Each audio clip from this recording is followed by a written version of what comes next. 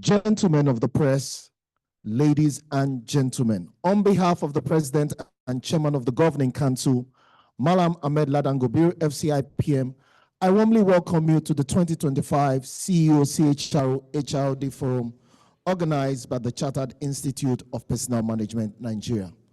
Shall we please rise up to our feet as we take the national anthem of the Federal Republic of Nigeria.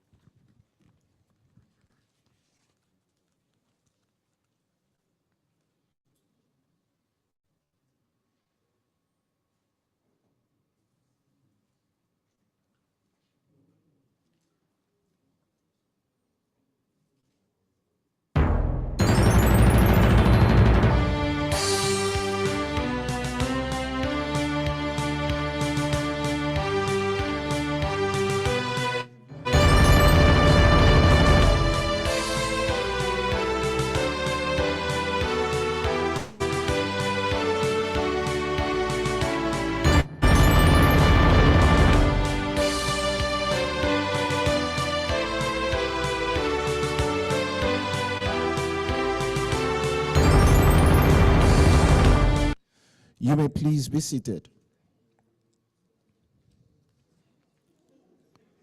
I'd like to invite the Registrar and Chief Executive of our institute to come and lead us in the Code of Professional Conduct. Shall we please make welcome Ms. Oluwatoyin Naiwo, FCIPM, Registrar and Chief Executive of the Chartered Institute of Personnel Management of Nigeria. A warm round of applause for her.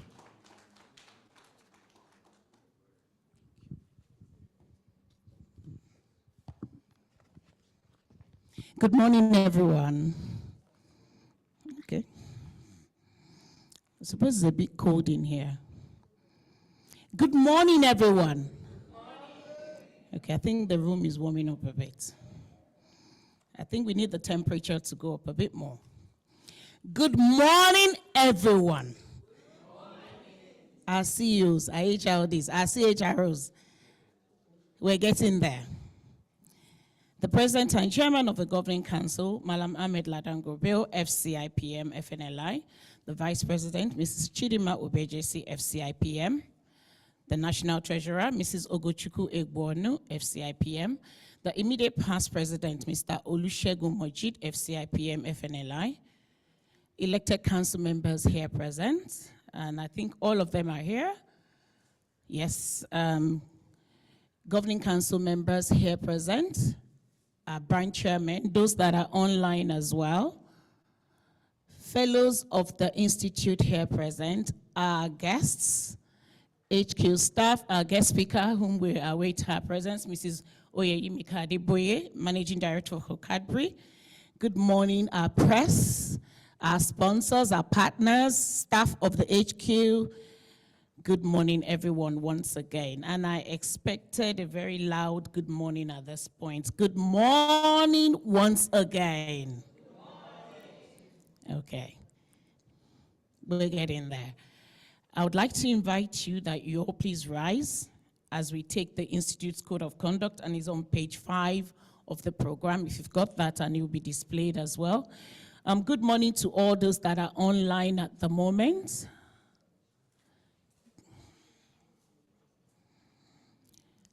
So for those that are not members of CIPM, I would say you would not be reciting this with us. But if you do that, we are actually ready to bring you into membership very swiftly.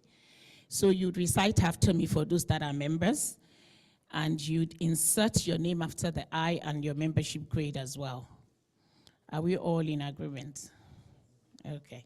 I think I can see a few notes, so I'm believing this room is made up of a lot of non-members. So my team members, please, can you visit the tables and start handing out information surrounding CIPM and joining CIPM? Our Code of Conduct. You'd recite after me. The Chartered Institute of Personnel Management of Nigeria, as the apex regulatory body for human resource management practice in Nigeria,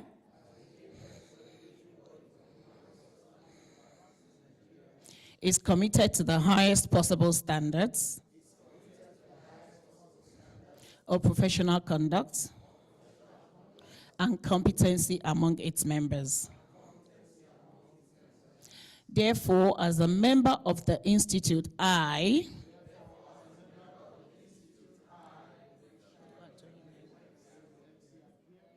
pledge that I shall at all times carry out my duties and responsibilities with integrity and diligence, demonstrate competence and ethical behavior in all my business, professional, and personal activities, respect the laws of the land, promote, encourage, and in place acceptable processes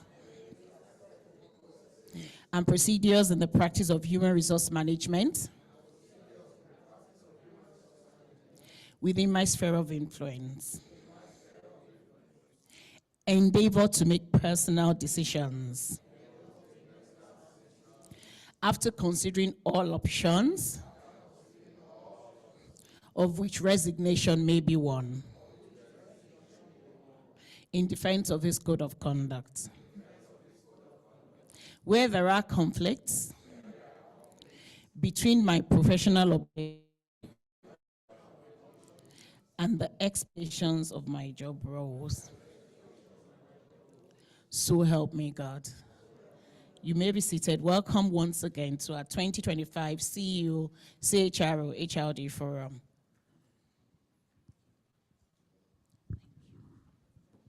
Thank you, Madam Registrar and Chief Executive.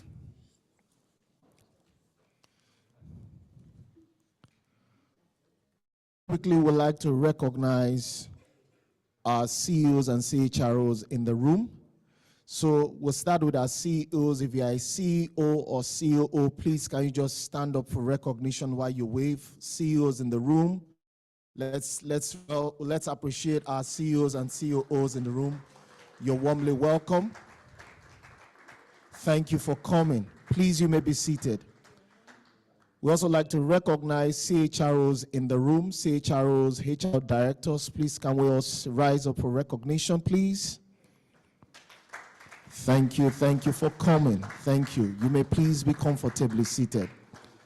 We also like to recognize and appreciate our partners at this year's 2025 CEO CHRO HRD Forum, Cadbury Nigeria PLC, Channels TV, Better Life, Metaphor, and Lapo Microfinance Bank. A warm round of applause to all our partners for partnering with us at this year's event.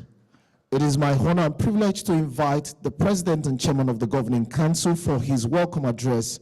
Shall we receive Malam Ahmed Ladan Gobir, FCIPM, FNLI, the President and Chairman of the Governing Council, for his welcome address. A round of applause, please.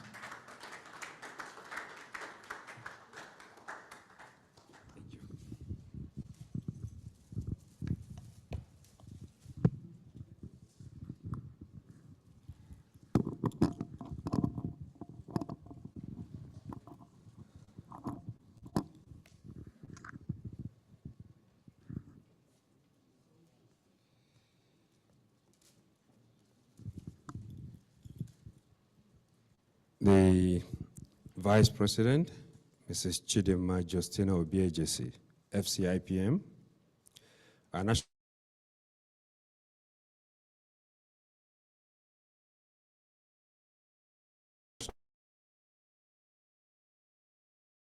Treasurer, Mrs. Ogochukwu Egbono, FCIPM, Ms. Oluwatoyin Naiwo, and Mr. Olusegun Majid, FCIPM, FNLI.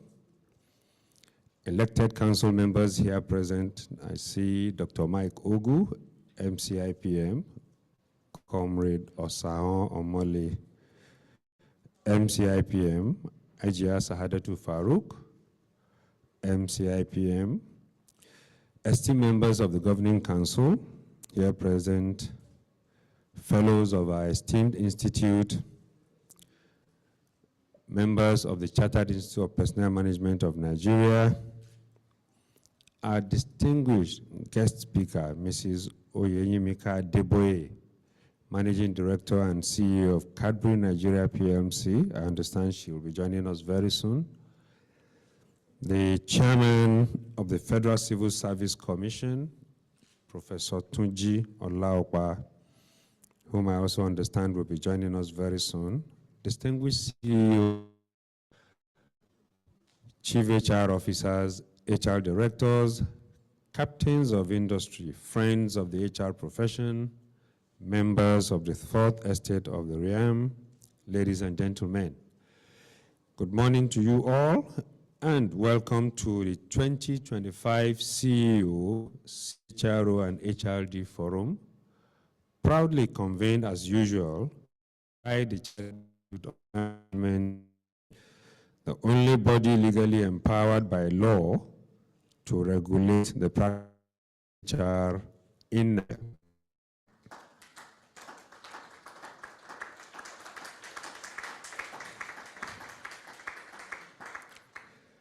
And yes, you heard me correctly. We are the only ones legally recognized to regulate the practice of HR. And we are very proud about it. So please accept no substitutes.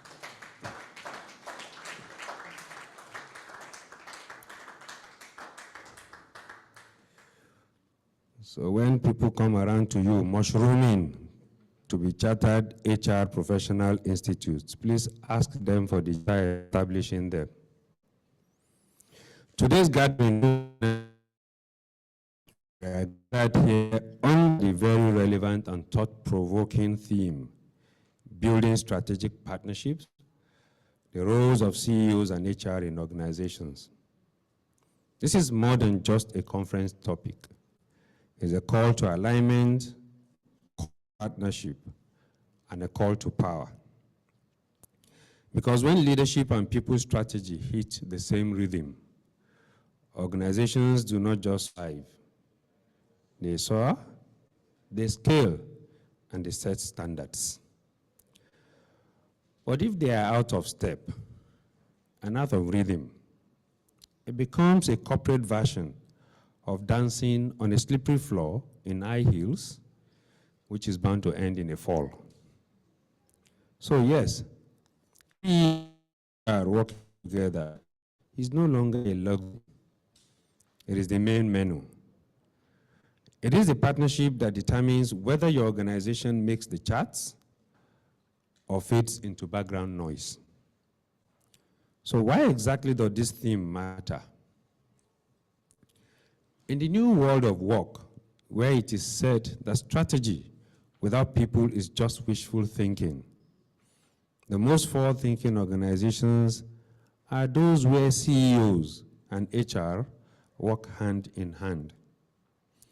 Not those who see HR as an afterthought, not those who see HR as a support system, but those who see HR as a strategic enabler, a co-pilot in the cockpit of business transformation. A recent Deloitte report showed that 70% of CEOs believe that the success of their businesses was hinged on how effectively they managed talent. But here's the kicker.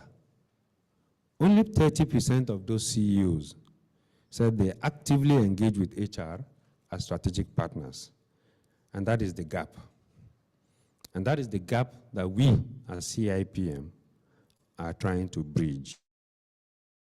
In doing that, it's an honor to have with us an exceptional thought leader and people-first business leader, Mrs. Oyeyimika Adeboye, the Managing Director and CEO of Cadbury Nigeria PLC, a business leader who has not only led with strategy, but has built a people culture that inspires. We thank her for agreeing to share her insights with us today. Agreeing to even come to speak to CEOs and CHROs here today is in itself a masterclass in what today's theme truly represents. If we look at organizations that are thriving today, they all have one thing in common.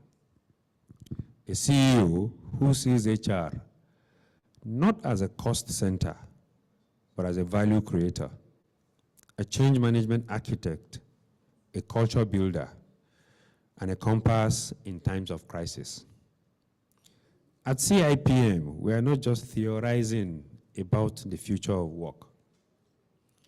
We're actually walking it, we're talking it, and we're shaping it. Our mandate is clear. It is to regulate, to standardize, and to promote excellence in people management. And our mission is bold: to create value by optimizing human potential across all sectors. Professional certification to policy advocacy, ethics enforcement, executive education, and continuous learning. We sit today at the policy table. We shape national discourse. We drive capacity building. And we ensure that HR in Nigeria is practiced not just with passion, but with precision and professionalism. To play, CIPM is that place where strategy meets standards and people management meets performance. So here's the big idea. It is time to tear down the walls between the corner office and the HR office. It is time to forge strategic partnerships that do not just manage people, but mobilize them for innovation, engagement, and exponential growth. We do not just need CEOs who understand finance or are knowledgeable about operations. We need CEOs who understand humans. And we do not just need, thank you. And we do not just need HR departments that implements policy. We need HR that shapes policy in itself. So together, let's stop working in silos and start building symphonies of collaboration, creativity, and culture. As we engage, as we debate, and as we network and reflect today, I urge you all to think beyond roles and titles. Let us think partnership. Let us think alignment, and let us think legacy. Because in the end, it is not just about being the best CEO or the best CHRO or even the best HR director. It is about what we build together. So I thank you all for being part of this forward-thinking and future-shaping forum. I ask that you let us chart new paths. Let's build stronger bridges. Let's partner strategically for the people, for performance, and for posterity. Thank you all, and God bless you. Welcome once again.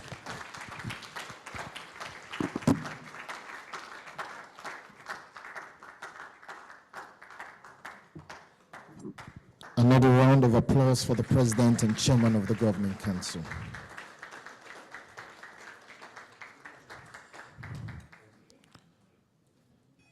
We'll be taking a presentation from one of our sponsors, an overview of well-being and workplace in Nigeria 2025. And to take that will be Mr. Ayodeji Bankole Olushino, ably represented by Mrs. Nneka Jethro-Robe, one of the board advisors at Better Life Nigeria. Shall we receive Mrs. Nneka Jethro-Robe for the presentation?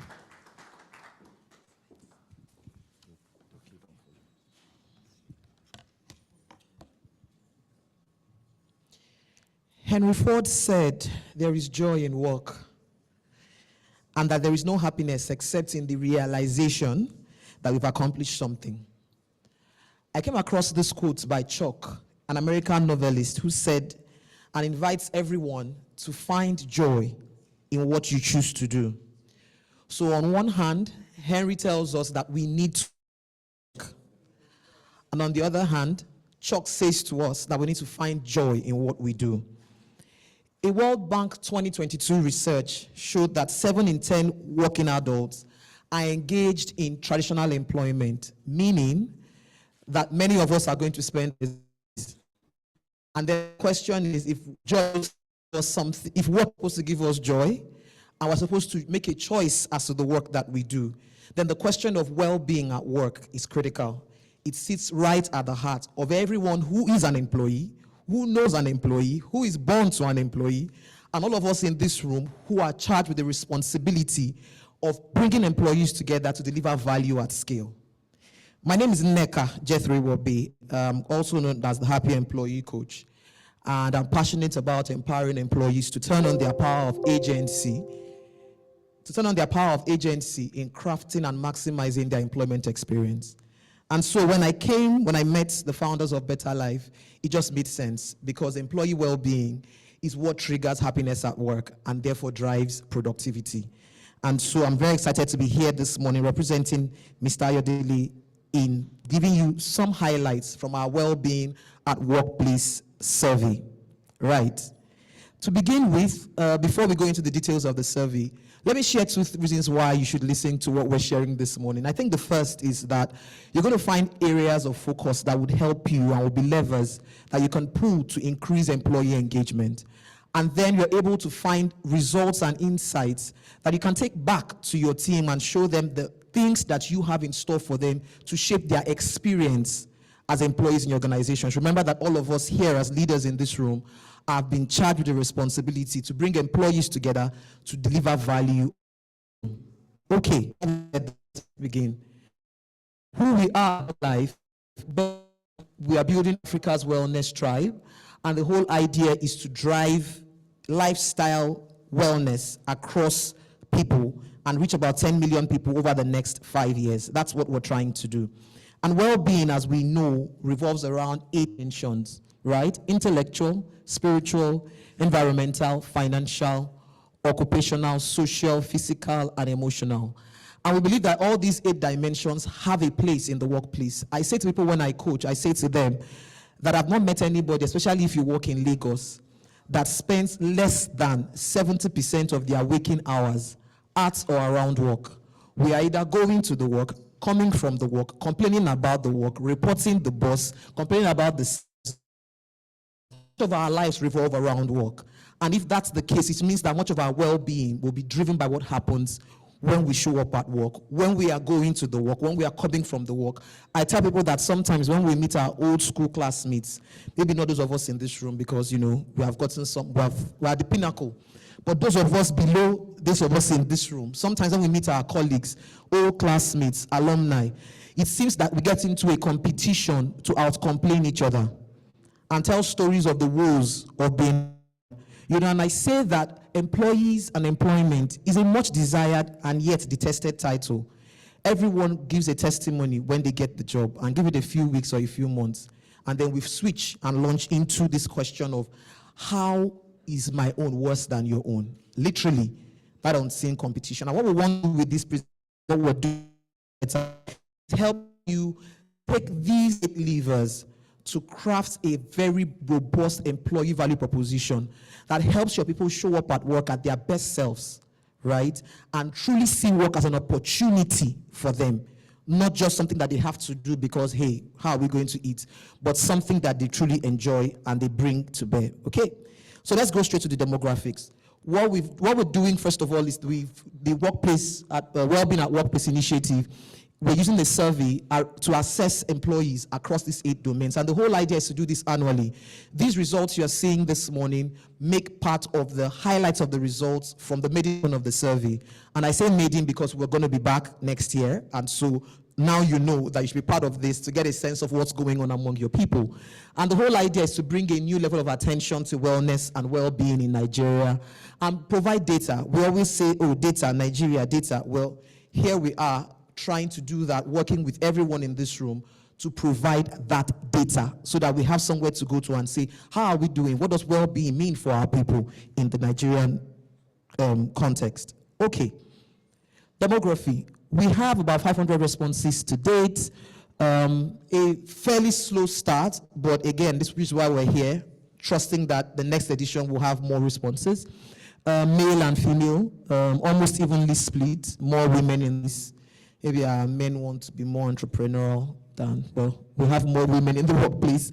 The age demographics, we have more people, almost 45% in the age group of 26 to 35, right, which is expected, okay? And then we have fewer of us above 55 within the respondent group. Looking at income as a demographic to assess, we had 5 categories, right? Less than 50K per month, 50 to 100, 100 to 200, and on. And we see that between about a quarter of employees are earning between 100 and 200,000. And then we have a jump, and then we have more people, about another quarter, doing above 500,000, right? I know that, I know where all of us in this room sit. We all know where we sit, right? And in terms of educational qualification, about half the group that we surveyed have a BSc at least, right? And so that gives us the kind of quality of responses that we should be expecting to get from here. We have sectors represented. We have a fair representation across employee cadres, right? From junior staff all the way to executive management. Now, to some of the results. One of the first things that you would see glaring at us here is the question on workday intensity, i.e., how do I assess the amount of stress this my guy is giving me? When I show up at work, when I think about coming to work, what does it do to me, right? And we see that significantly, a lot of people are within the range of rating it at 4 and 5. 4 and 5. One of the interesting things from these survey results is the dichotomy or gap that in some of the indicators that there is between actual and perceived. I will get there. But one thing that stands out from this slide is the fact that many of the people feel stressed, that they do feel stressed, that the work day is really intense for them. And we know it, right? We know this, so it's no news, but this is something that we're seeing from the survey results. Top 10 well-being programs in the workplace. Annual health checks take the lead in terms of number of mentions. And then we have loans. As I was driving down here this morning, I saw a very big signboard that read, and I can't remember the name of the company, thankfully, and I'm not even going to say it, but it said, get a loan at the speed of thought. Get a loan at the speed of thought. That was their payoff line, you know. And I'm like, wow. But not tell us how the thought will be when it's time to pay.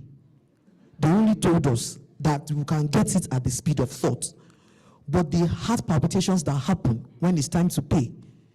But our people, you know, clearly getting loans is important, and that is showing in the response that we see here, because we see that companies adopt that as something to give employees, right? Flexible work arrangements, shout out to the lockdown, health screening test, work-life balance initiatives comes down really low, right? When you talk about number of mentions, fitness centers, financial education and coaching, that one I'm passionate about. I saw a research that said in the US, about 1 in 2 employees expect that their employer should provide financial education to them. They feel that their employer has that obligation. And I feel like for us in Nigeria, as all of us, it can't be 1 in 2. Every employee, right, needs that. And we see where it ranks for our people in terms of our practice here in Nigeria. Mental health support is there, you know, with about 120-ish mentions. Let's look at the correlation between certain dimensions of well-being, right? This is not as clear as I would have liked it to be, but what we've done here is to present a heat map looking at the various dimensions of well-being, okay?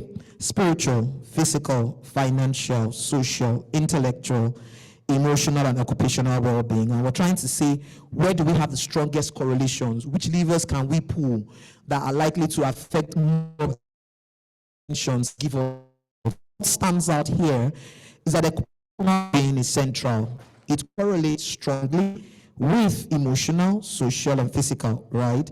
And that emotional well-being is also as well highly integrated. So what we're saying here is that if we pull the lever of occupational well-being. So you would see that between, okay, this works. Right here, if you can pick out the number there, we have 0.69. So there's a correlation, strong correlation between emotional well-being and intellectual well-being, right? If you come to occupational well-being, we see that we have 0.69, 0.5 to 0.65. So it has a strong correlation with social well-being, intellectual, emotional well-being. So that says to us that if we're able to address our people's concerns in terms of the nature of work that they do, in terms of how they feel about the work when they show up at work, we're able to improve their experience. And remember that one of the things that's important to everyone in this room is the question of employee engagement. And so if we're able to pull this lever right, we're able to drive the result. On the well-being dimensions, clearly we see that the green bar speaks to veterans and the purple bar speaks to, I hope it's purple on the screen, well it looks like black, but it's supposed to be purple. The purple bar, the last bar to the right, speaks to extremely important. The leader, when it comes to the importance of the well-being dimensions, is physical well-being. Pay attention to that as we go further. We would see the dichotomy or the gap between actual versus experience when it comes to this question of physical well-being, right? So physical well-being tops the chart, followed closely by occupational well-being and financial well-being. We want to know what you are doing about the alert that enters our account. Very, very important in the conversation. Now look at importance versus actual well-being experience by dimension. The third set of bars, we have occupational well-being. Occupational well-being as an employee and my experience of it at par, right? But when you shift a bit and you go towards intellectual well-being and emotional well-being, you see that there's a dichotomy. So the importance I place on it versus my experience of it. My experience of it is the second bar on the right. Yeah, my experience of it there is. So, for example, for intellectual well-being, people are saying that they compared to how they rank it as being important. However, we see for physical well-being and financial well-being, there's a serious difference, there's a gap. People have said, this thing is so important to me, but at work, I'm not able to get as much of it as I want to, as I hope to really be well-balanced and rounded. So those two, physical and financial, we say they are very important to us, but we're not getting to experience them as much as we would like to at work. Here we try to present the gap between importance and age group, try and break that down a bit by age group, right? And you will see here that spiritual well-being, people seem to have that the gap is negative, right? But look at physical and financial, those ones stand out significantly. Physical 55, right? There's a significant gap between the importance they place on it and the essence of it in the work. And then if you look at financial, there's kind of a congregation around it. Every age group are saying clearly that as much as they want more money, they're not getting as money as they would like to get from being at work, right? Let's look at burnout. Burnout, we assessed burnout, and we see here that nearly 1 in 5 respondents are experiencing high burnout. We ranked high as 4 to 5. Now, if we bring in moderate, that's more than half. And that's something to pay attention to. That's more than half. And I think for us, the result here is saying, be aware of it, have the conversations. Let's not close our eyes to those things. Let's have the conversations, and let's even get the ideas from our people on what we can do to transform their experience at work. We can't close our eyes to it.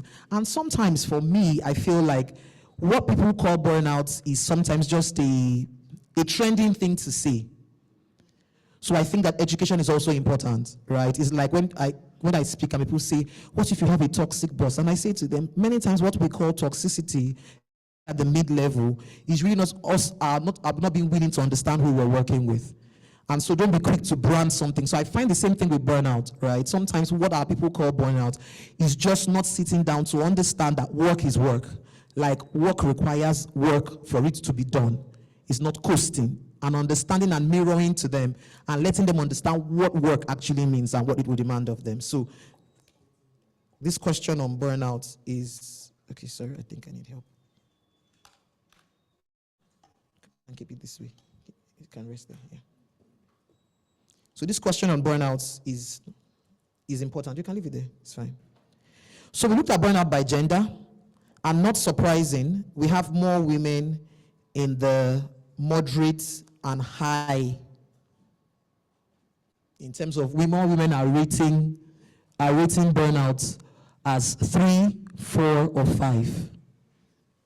That's not surprising. The question is, if we have more women in our workplaces, which is what is evolving to become, what do we want to do about it in terms of initiatives to help people deal with burnout as they define it? Okay? Well-being declines, obviously, as burnout increases. So those with high burnout consistently report the lowest well-being score. So trying to create a correlation, right? And this cuts across all employee well-being dimensions. The fact that as people perceive their burnout levels to increase, their perception of wellness at work declines. That's something that we noticed. Like I mentioned earlier, occupational well-being is the strongest predictor of effective commitment and normative commitment. Occupational well-being is like a center point from what we see, has strongest correlations to other well-being dimensions, and it also has an impact on people's willingness to stay and their view, right, on how meaningful their work is. So that says to you that if I don't enjoy the work I'm doing, if I don't find value in it on a regular, I don't think I want to stay with you. And one of the biggest things that everybody in this room is dealing with is the question of attrition, right? We want people to stay. We want people to stay with us. We want people to stay with us long enough to add value and create value. And these days, someone says that, oh, maybe it's just if you can get 1 to 2 years from people, get what you can, right? But the question is their experience with you on a daily when they think of coming to work, right? And I say this also as well as leaders in this room and even as CHROs, that the strongest lever you have to push or the strongest tool you have in your hands to change your employees' experience are their team leads. So we'll have the conversation around well-being, how we educate and empower our team leads to understand what their people are going through, to be able to engage with their people, to understand what we offer as an organization. I remember once bonuses were paid out where I used to work, and someone walked up to me and said, I don't even understand how they calculated the money. And I've already asked somebody, the person also doesn't understand how they calculated it. And it said to me that as HR, we need to make sure that our team leads understand everything that we bring to the table, understand the entire employee value proposition, so that when their team members come to them to ask questions, because the company is my oga, is the person I sit with every day on the same floor. That is who the company is to me. So empowering our leaders, right, to understand what we bring to the table as a company is very critical. So my willingness to stay, and we know the statistics say it, people don't leave organizations, they leave managers. We know all those things, right?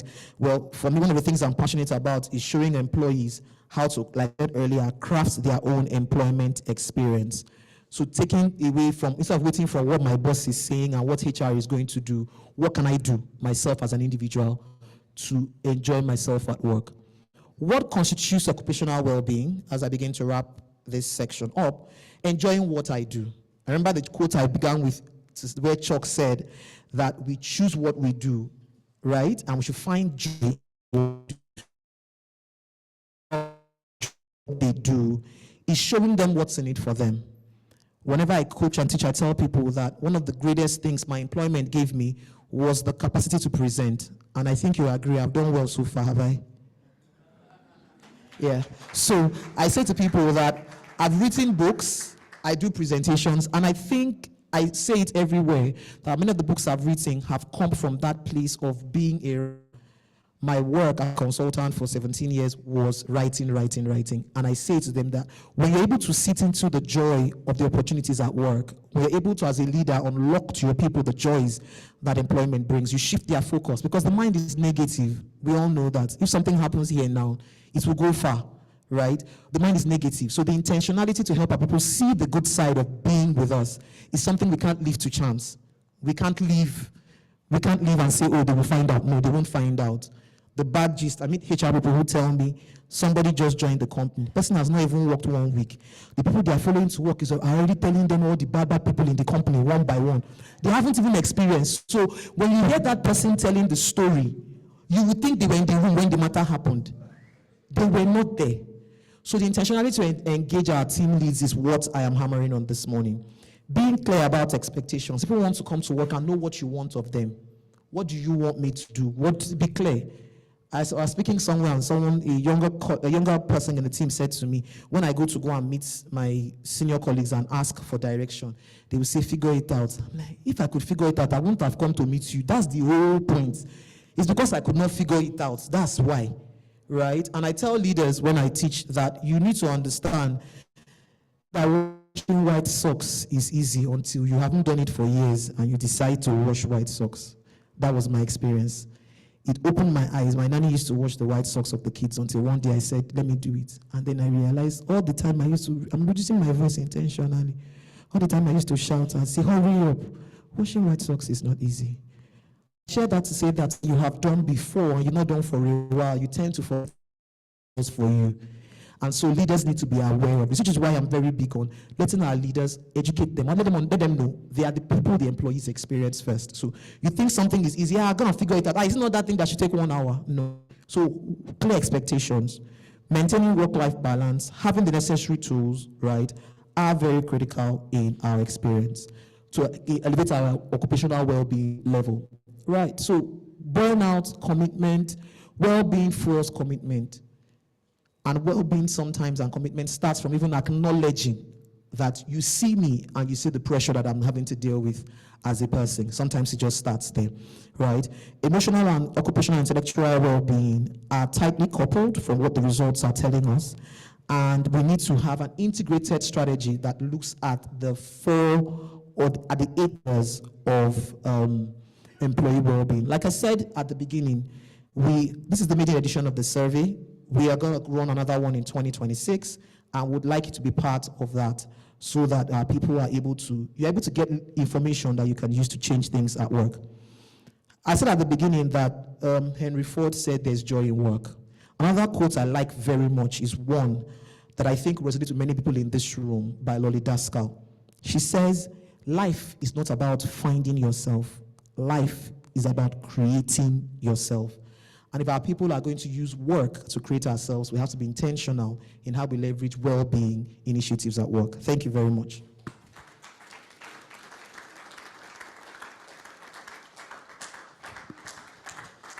We can make the applause better.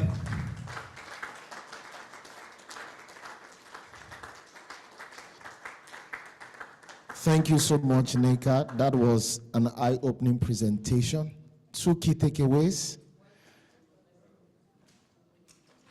The disparity between the importance and the experience. And I think that occupational wellness is something we need to begin to pay attention to. But the other key insight for me was the burnout issue, particularly for women. And it's throwing up a lot of thoughts in my mind. So HR practitioners, CEOs, CHROs in the room, we need to begin to rethink the employee experience. What constitutes the value proposition around wellness? What do we need to begin to do differently? These are just thoughts and questions that are going on in my mind. It's time for comfort break and networking. So we have the next 15 minutes. Let's stretch our legs. Let's get to say hello to 1 or 2 people. Let's exchange business cards. Let's interact, and we will continue at 9:30.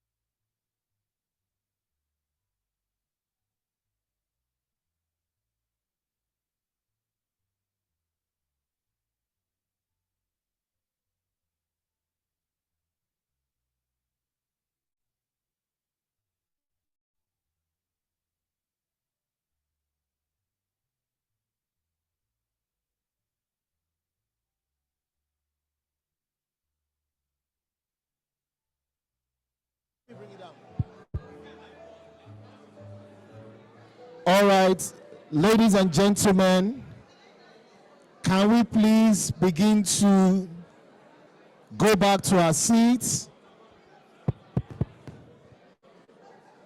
Please, let's take our seats.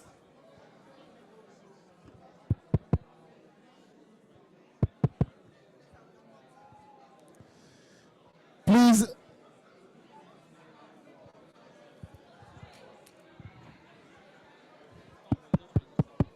Check mic. Check mic one. Check mic. Check mic. Check mic one. Check mic. Check mic.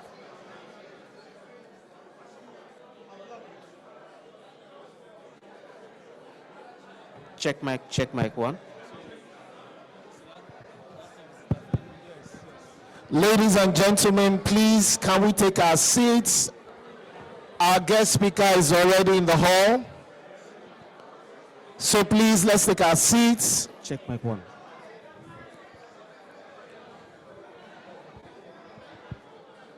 Can we please take our seats? No. Check one. Let's begin to make our way back to our seats.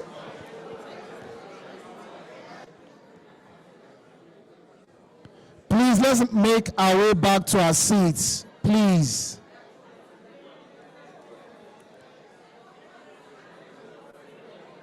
Thank you, thank you, thank you, thank you. Please, let's make our way back to our seats. Thank you.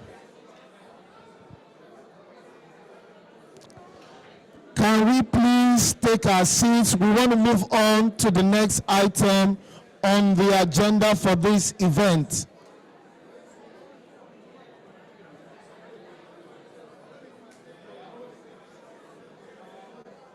Check mic one.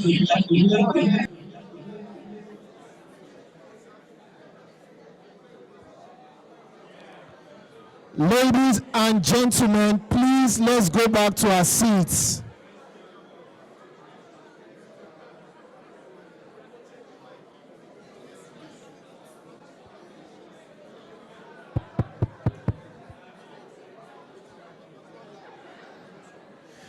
Can we please go back to our seats?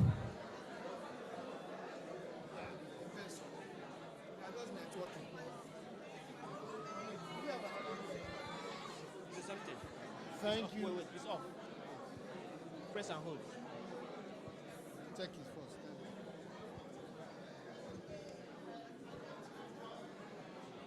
All right, thank you. Please go to your seats. Thank you.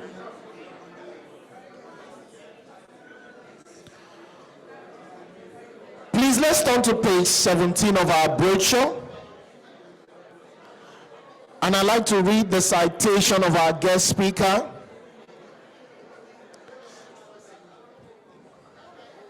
Can we please take our seats now?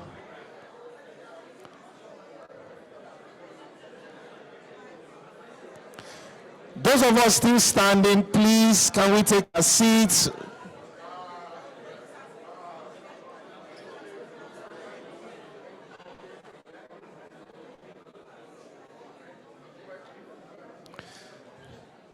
Thank you, thank you, thank you, thank you, thank you. Please, let's take our seats.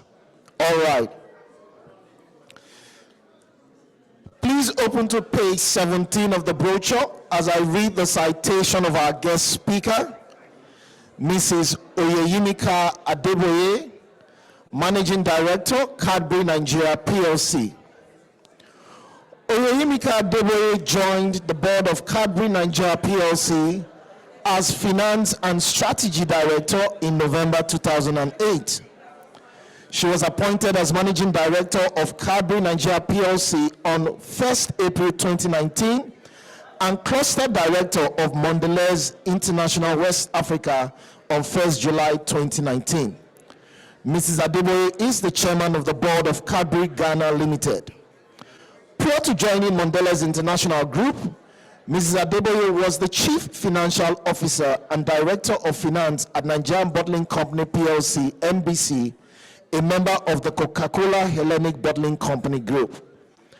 Ms. Adeboye worked with the Nigeria practice of the erstwhile accounting firm of Arthur Anderson & Co. and the London practice of Midgley, Snelling & Co. Chartered Accountants, where she also trained as an articled clerk after graduating with a Bachelor of Science degree in Economics and Social Studies from University College, Cardiff, Wales. She is a fellow of the Institute of Chartered Accountants in England and Wales, and a member of the Institute of Chartered Accountants in Nigeria. Ms. Adeboye is a member of the board of Odutola Holdings Limited, a family-owned group of companies. She is also a member of the board of trustees of the Timothy Adeola Odutola Foundation, a family-owned philanthropic foundation set up for the purpose of providing educational, industrial, and technological development of Nigerian youths who may be unable to gain access to tertiary education. She was appointed as a member of the National Council of the Manufacturing Association of Nigeria MAN in October 2023. She also sits as a council member of MAN Ikeja branch, council member, Nigeria Employers Consultative Association NECA, and is also a board member of the Food and Beverage Recycling Alliance, FBRAA. As part of her philanthropic work, Ms. Adeboye is a member of the Board of Trustees YEO Foundation, which provides various initiatives to empower less privileged women. She also contributes her time to mentoring and empowering professional women along an ethical career path through the platforms of Women in Successful Careers, WISCA, and Women in Business, WIMBIZ. Ms. Adeboye was conferred with the National Productivity Order of Merit Award, NPOM, in 2023. She was recognized by the House of Representatives as one of Africa's most inspirational women in leadership, both in 2022 and in 2023, in its Break the Ceiling, Touch the Sky list of the most successful women in leadership in Africa. Ms. Adeboye is passionate about accelerating equality in business and is an award winner of the Accenture Gender Mainstreaming Awards 2023 in recognition of her commitment to the well-being of employees. She was awarded the People First CEO Award by the Chartered Institute of Personnel Management of Nigeria in 2023. Distinguished ladies and gentlemen, shall we receive to the podium the Managing Director, Cadbury Nigeria PLC, for the keynote speech, Mrs. Oyeyimika Adeboye, NPOM. A round of applause as she makes her way to the podium.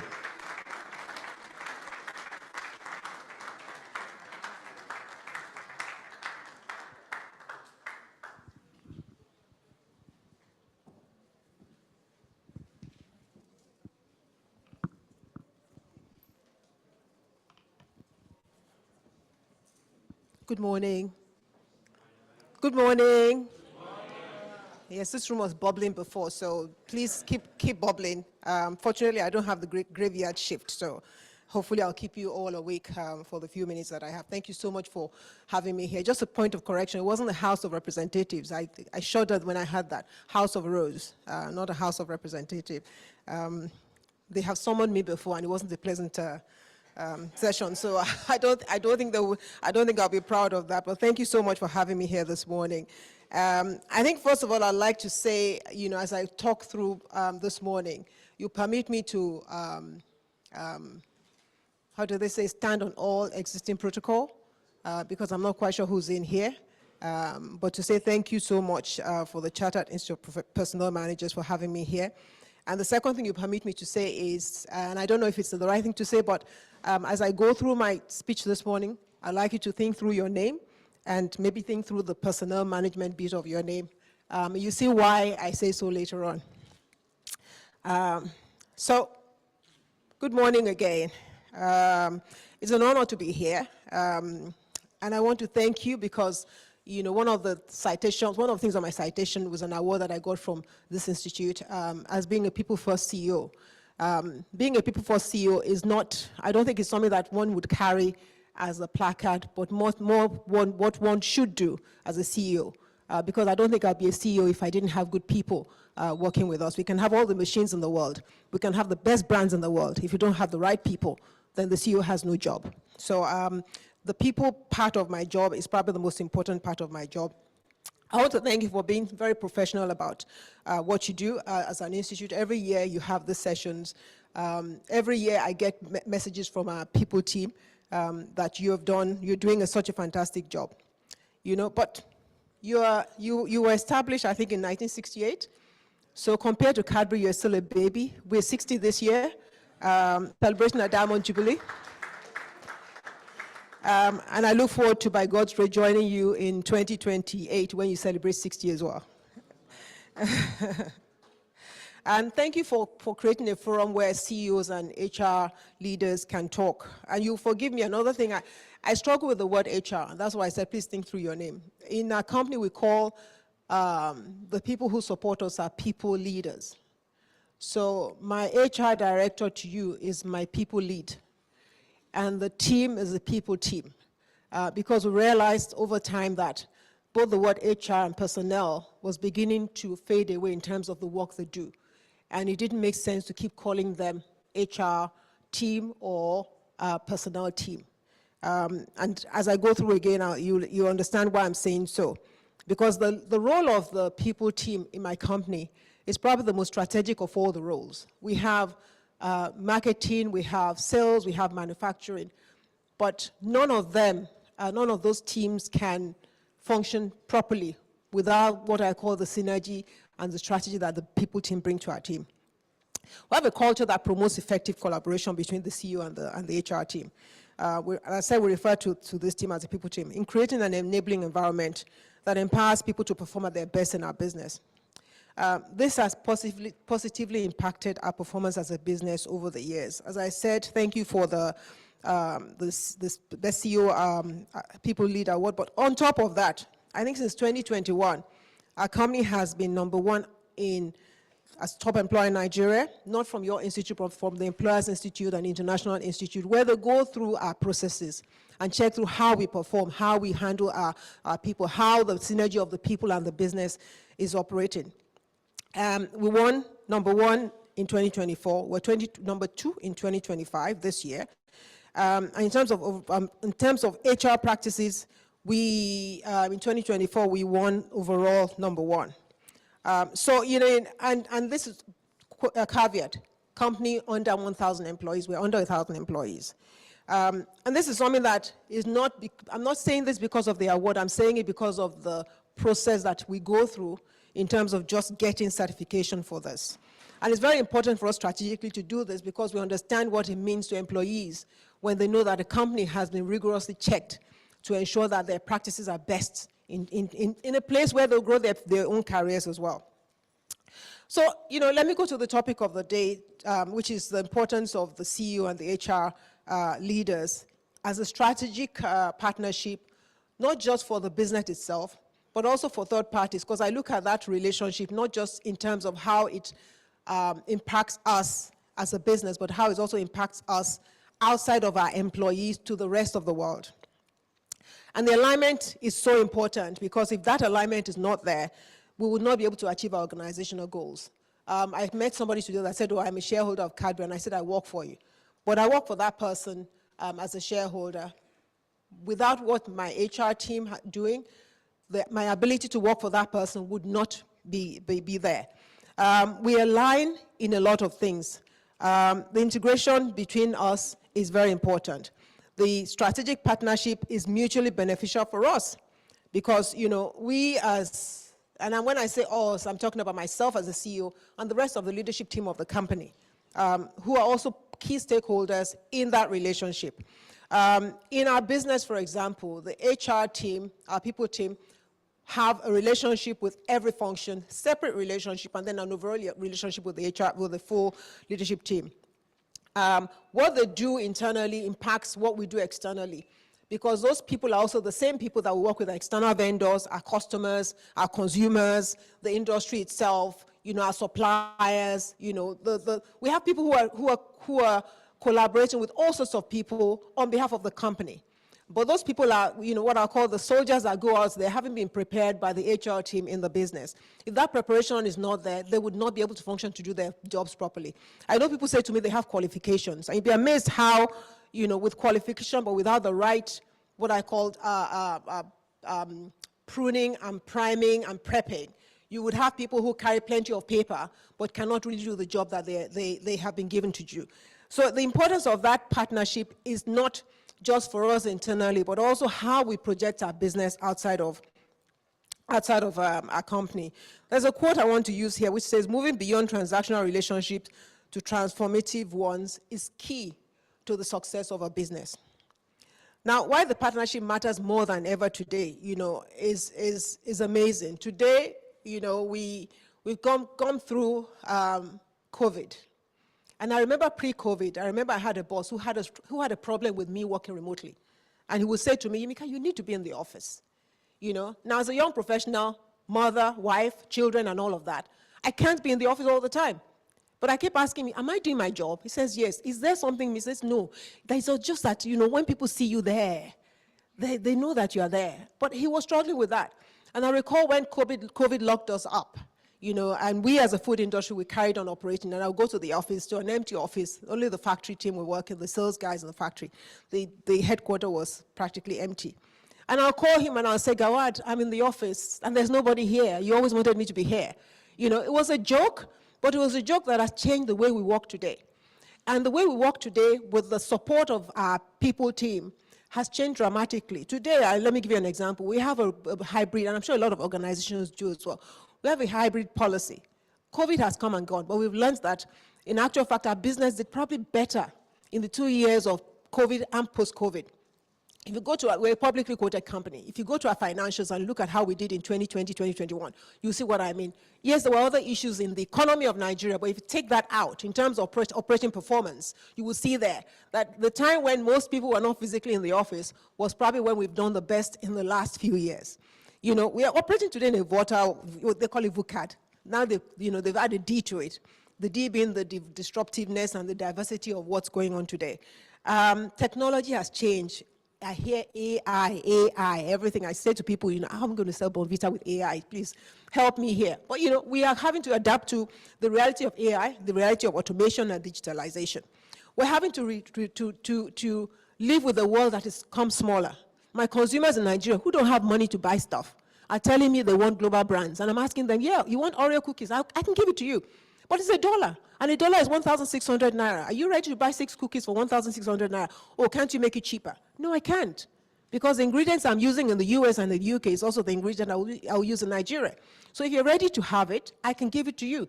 But this is the reality of today. We do consumer insight work, a lot of it, just to understand what our consumers want. And consumers are telling us this. Competition is crazy. I bring out a promo today. We design a promo in the office, and I bring it out today. And before I blink, my competitors have the same promo on their shelves. Now, it might have taken me like 6 months to put it together. It takes them like 24 hours. So you really have to be on your feet today because, the environment is changing. And the workforce demographics has changed too. Every month when I meet with our people team, one of the data that I ask them for, and data is so critical, is to show me the demographics of our employees age-wise. And I keep saying to my people lead, I think we have too many people over 50. The chart is colored. I call it the purple chart. So we need the chart. We need the green bit of our chart. We need it bigger. The green are the Gen Zers and the millennials. We need it bigger. And we need people my age, we need less of them in that chart. Because the reality is that even in terms of marketing to consumers, my consumers in Nigeria, 65% of our consumers are under 35. That's fact. As a company that makes snacks, we can't ignore that. And the reality is that if you don't have that set of people in your employee demographics, you would lose out in terms of your consumer and your business outside of that. And two other things that are buzzwords today, ESG. Anybody said ESG? Do you know what it is? Some people do, some people don't. The S of it, a lot of people know. The E, a lot of people know. Governance. The governance one, a lot of people ignore. But it's becoming very big. The S and the E people know because we're being forced to do it. Even if you didn't want to do it and you ignore it today, there are laws around single-use plastic. There are laws around all sorts of things, recyclability. I'm having to change our packaging materials because recyclability is becoming so important. So organizations can no longer operate in silos. Interdependent, this is a quote, interdepartmental collaboration and external alliances are crucial for survival and growth. So we've all felt the impact of all these things that I'm talking about. What does that mean for us? What is it in terms of, how we operate? When I started, I said, you'll forgive me, that I'm going to say some things that may be contrarian here, but I think they're facts that you obviously probably know, you may want to think through. Old HR. In my early days as an article clerk, a long time ago, I don't want to tell my age, but a long time ago, it was HR or personnel department.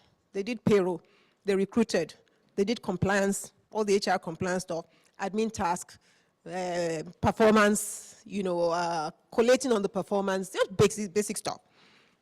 Today, it's not that, because I can tell you for starters in our business, recruitment, I go on a system, I tell them what I want, I don't write a profile, I don't do anything. There's a process that is automated that helps me in terms of recruitment. Yes, they would go and talk to the recruiter, but the work they're doing, that's not where I want my HR people team to spend their time. I don't want them to spend their time recruiting for me.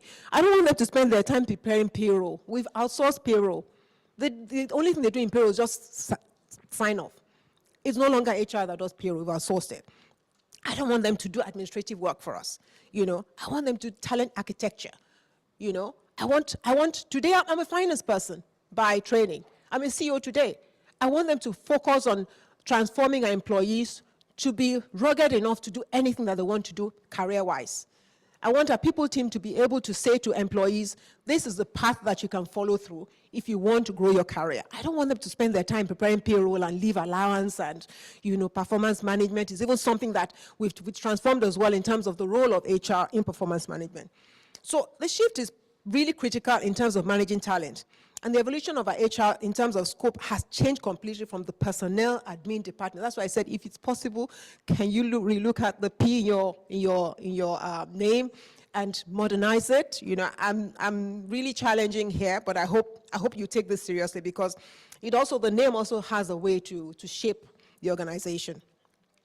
The scope of the role has evolved from being administrative to operational, strategic, and now transformational. For me, HR manages the organization's most valuable asset.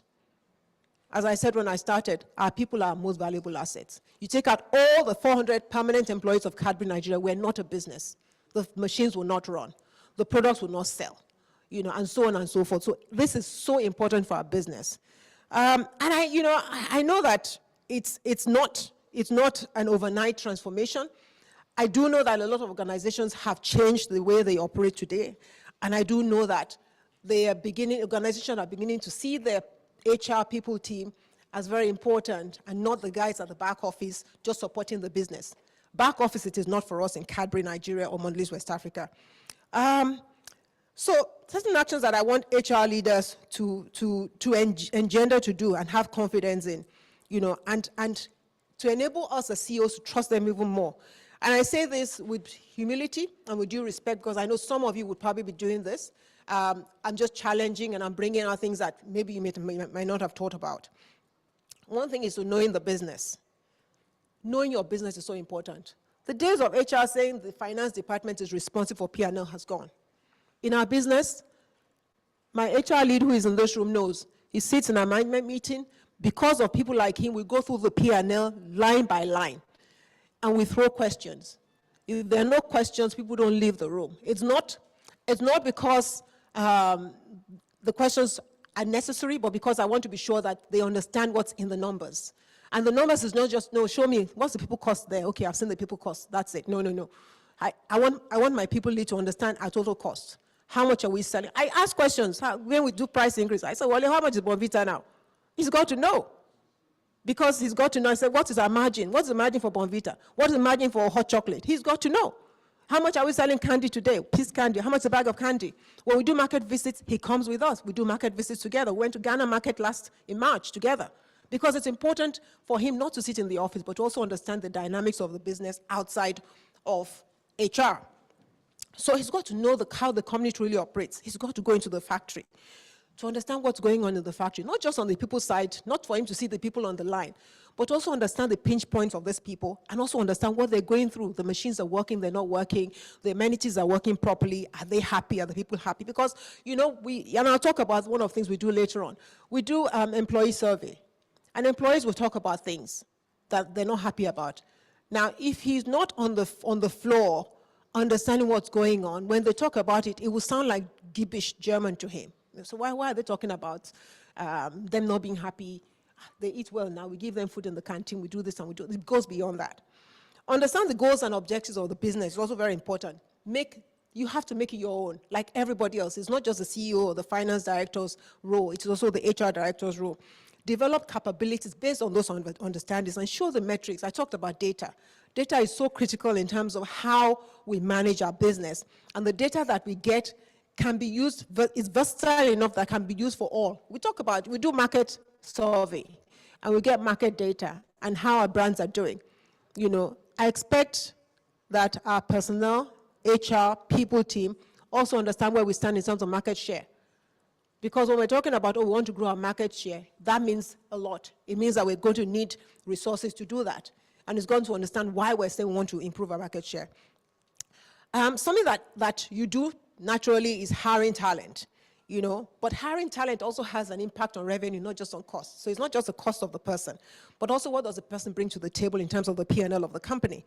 Some conversations we have, in our monthly connect, as I said earlier on, revolves around not just talent, but how the talent impacts our P&L as a business.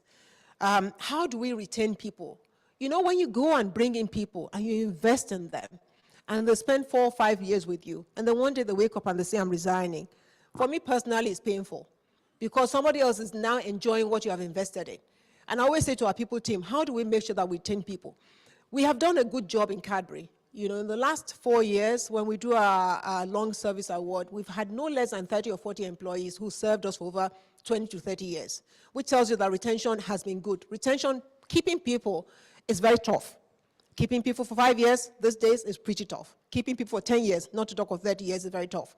But we've been able to do that over the years. And that is also, I would say, a testimony of the effort we put into, how important it is to manage our people. And investing in building a workforce planning capability is invaluable. A solid foundation of high-quality employee data analytics feeds the design and implementation of talent acquisition, because once you have that plan in place, you then know what sort of people you want in your business. There's a thing about culture and fit. And if you have your plans right, but you bring in the wrong people, you end up with attrition that will not help your business. Because if everybody's leaving, say in a function, and we've had this problem before, where people live in a function, maybe the leader leaves and the people there sort of feel, I like working for this person, and they all go with him. When you have that, the impact on the business is huge. And it's something you want to avoid, and it's something you want to plan against in terms of how you manage your workforce planning capability. Embracing new ideas on attraction and retention. You have high potential employees who you retrain. For us, we're very fortunate that we're a global company. It means that people know that, look, to grow my career, I'm not limited to Nigeria alone. I have a bigger field I can play in. And I think that gives some level of comfort for employees who want to grow their career within the business.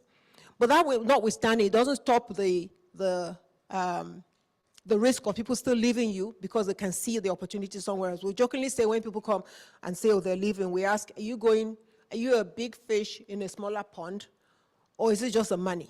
Because you also have to remember that that is also something that is a challenge for multinationals like ourselves. People leave because of money. The number of people, as a CEO, one of the things I have a passion on in terms of people is talking to people and engaging with people a lot. So I have an open door policy, and I ensure that people are comfortable to come and talk to me. And I have junior people coming to talk to me. So when they're leaving, it almost feels like they need to go and tell mom that they're leaving home. When I see people sort of like parading with Martha in front of my office, I immediately say, okay, here's another one. They come in, Yimika, can I talk to you? Yes, go and sit down. What's going on? Because normally you just come, you don't say, can I talk to you? You just come and you gist. Now you're saying, can I talk to you? Means that there's a conversation. And the conversation is, I don't know how to tell you this, and say, you're not pregnant, are you? You're not, the things that a mother will tell you, ask a young child, you get to laugh, and then it's, I'm leaving. And it's always a tough conversation. I would say, without sort of like showing off any, I'll say 8 out of 10 of those conversations are people who have had to go around, talk to a lot of people, and then by the time they're coming to me, it's like, now how am I going to tell her? Because they feel uncomfortable. And generally when you ask, is it money? The answer is, if they're not jackpotting, the jackpot conversations are easier because I know I can't beat it. I got a job in Canada, they're going to pay me X million dollars.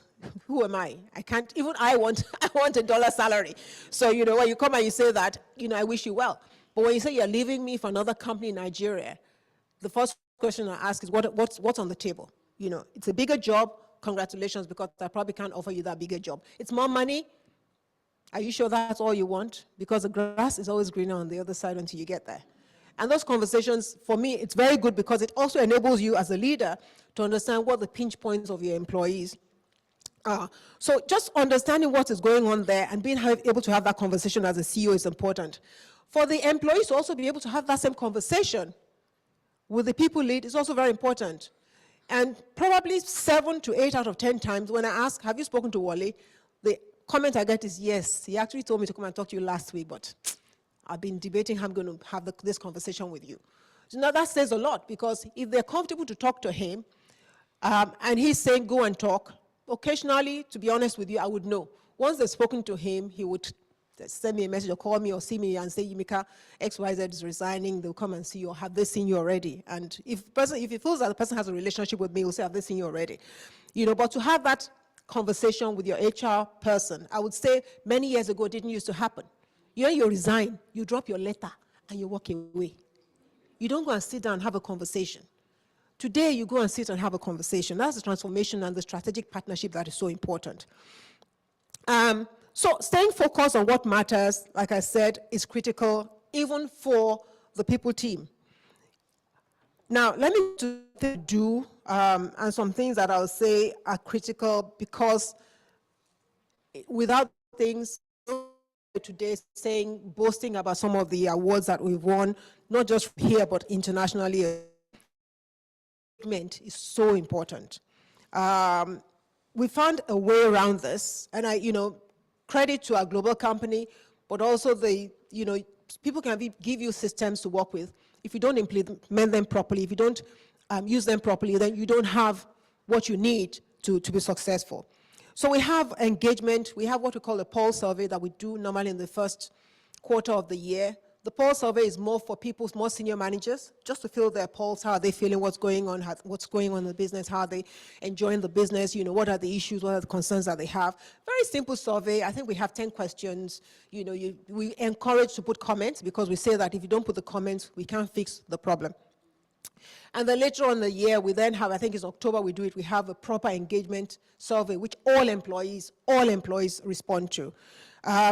And it's important for us as a business to ensure we get that feedback to be able to manage our business properly, and also to be able to ensure that the workforce is happy. The word happiness there is not happy in the sense of, I'm not going to ask the question, are you happy with your salary? Even I'm not happy with my salary. I'm going to ask a question around how, ways of working, tools of working, the business itself, understanding our objectives, understanding where we stand today and what we want to do. The manager talking to your career, where do you see yourself? Are we doing the right things for you in terms of your career? The second thing is in terms of filling the pipeline, critical roles. We've done a lot of work in terms of pipelining and making sure that we have bench-ready employees to take on jobs. It has not been perfect, particularly with the Jackpot syndrome. Also, it has not been perfect, particularly with the younger generation who probably see and feel, well, I'm sitting here, there's only one MD role, she's still there, I'm not going to get this job, so let me go somewhere else. Or there's only one HR role, there's only one marketing role, there's only one finance role. There is that risk, particularly for very hungry young people. But then in the mass of the hungry young people, will be the people who understand that there's a process. It's not a microwave. Your career is not going to develop overnight. It ain't going to happen. The people that are doing the job now also went through a process. If you want it to happen like a microwave, then you better set up your own business so you can promote yourself every year and start as CEO and end as CEO because of your business anyway. And then the other thing that we do is look at how, you know, we don't want to shortchange our employees. We want to pay, we want to reward properly. You know, we want to ensure that our reward structure is such that we don't lose employees because of money. So making sure that we have the right process, we have the right technology, you know, planning properly, we help to reduce operational costs. And when I say that, people ask me how. It's very simple. If you have the right talent, doing the right thing and paying them well, your P&L will show it. Because if it's a salesperson, they'll sell well. If it's a manufacturing person, they'll manufacture well. If it's a finance person, they'll do the job very well. They would have the passion for the business. We have a value that we call it acting as an owner. An employee can only act as an owner if the owner of the business treats them like an owner. So for us, it's important to treat our employees as owners so that they feel the reality of, we own this business, we do not want this business to die, we want this business to do very, very well. And then being adaptive to change very quickly. You know, we talked about using technology, and I was talking about how we've got systems that helps us to do a lot of things. You know, gone were the days when, you know, I sat down when we're doing job descriptions and you're writing it out. You pick it on, the system has, you pick a job description, then you tweak it as you want. You know, recruitment, moving people from one role to the other, it's all digital now. You know, I don't need to fill a form, a manual form for somebody to say, oh, I'm promoting this person. When a person is due for promotion, or when we do appraisals and a person is due, for example, for confirmation, maybe a new hire, nobody needs to remind me. I get a reminder from the system that tells me that we now need, this person has done their 6 months, you know, you need to do their and there's a form there. It's all digital. So as it's reminding you, it's allowing you to do that. That saves a lot of time. I think, you know, I recall when I joined Cadbury, we had probably about 18, 20 people in our HR department. I think today, I mean, forgive me, Wally, if I quote the wrong numbers, but I think we have 6. You know, and those 6 they're not chasing what I call personnel stuff. They're doing, you know, we have someone called the employee experience lead, who ensures that all the technology that we put in place, we know how to use it. You know, so if I have a vacant function, whatever function it is, you go in the system, you inform the system you have a vacancy. The system knows, but just so that there's a proper process in place and the human factor is there, you go and you put in all the records that you need this person. Then it feeds into the talent team. Then they go and recruit for you based on that specification. And when the candidates are found, of course, you have to interview them. The technology can't interview on your behalf. Once you've interviewed and shortlisted, again, it goes back on the system. The salary, the package, the whole conversation is automated. And that is very important because being adaptive to change today is critical to the success of your business. I know that I'm timed, so I'm trying to run into the time that I have. Culture, let me go to culture. I've talked about data and how it drives your action. I think culture is also the key thing. It's a slogan today. We all talk about culture. You know, everybody talks about how we work, decisions we make, grow together, you know. But to truly live culture, we must align it with our structure, our team, our people, our reporting lines, the ways of working, how we empower people. And the HR function itself is very critical to how our culture becomes how we do things here.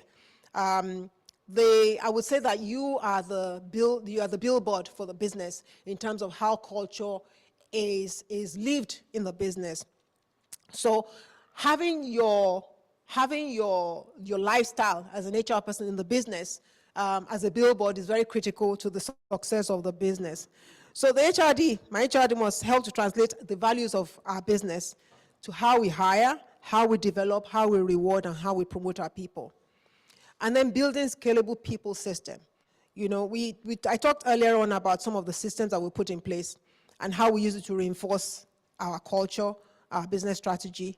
But it also is important that we are consistent in what we're doing. The business that keeps changing its story every year would not keep its employees because people will not know where they're heading. And one of the things that we do is to make sure we design a process that is understandable to all employees. We have an engagement system that ensures that people understand where we are today and what we're planning to do tomorrow. If you want to go fast, go alone. If you want to go far, go together. They say it's an African proverb. I've been looking for who wrote that proverb. Still haven't found that person. But let me just quote some of our HR CEO collaboration that we do in Cadbury. I'll just quote a few things so that you understand how important it is. We have a performance conversation through the year, through a calibration system. We do it twice a year. And the HR team are very critical to that. We have a talent development process where we call what we call an STR process. It's the strategic talent review, where employees go on the system and they say there are various jobs and there are various positions and functions. Employees go on the system and based on the training, based on the experience, they can say, okay, today I'm in sales. Today I'm in sales, but I want to do X, Y, Z more. And because that person wants to do X, Y, Z more, the system will tell you all the things that you must do to be able to do that job. So, at the end of that, the employee will fill a form that basically describes where they see themselves in the next 3 years. Those forms are then summarized from the HR side and brought to a meeting where we leaders sit in and look at it and say, okay, Yimika Adeboye wants to be sales director in 4 years' time. So strategically, what do we need to do with Yimika so that in 2 years, she'll move into this role, in 3 years, she'll move into that role, and by the time the ambition to be sales director is we have made sure that this person has walked through the right. So that's what we call our strategic talent review system. I do a quarterly breakfast with the employees every quarter.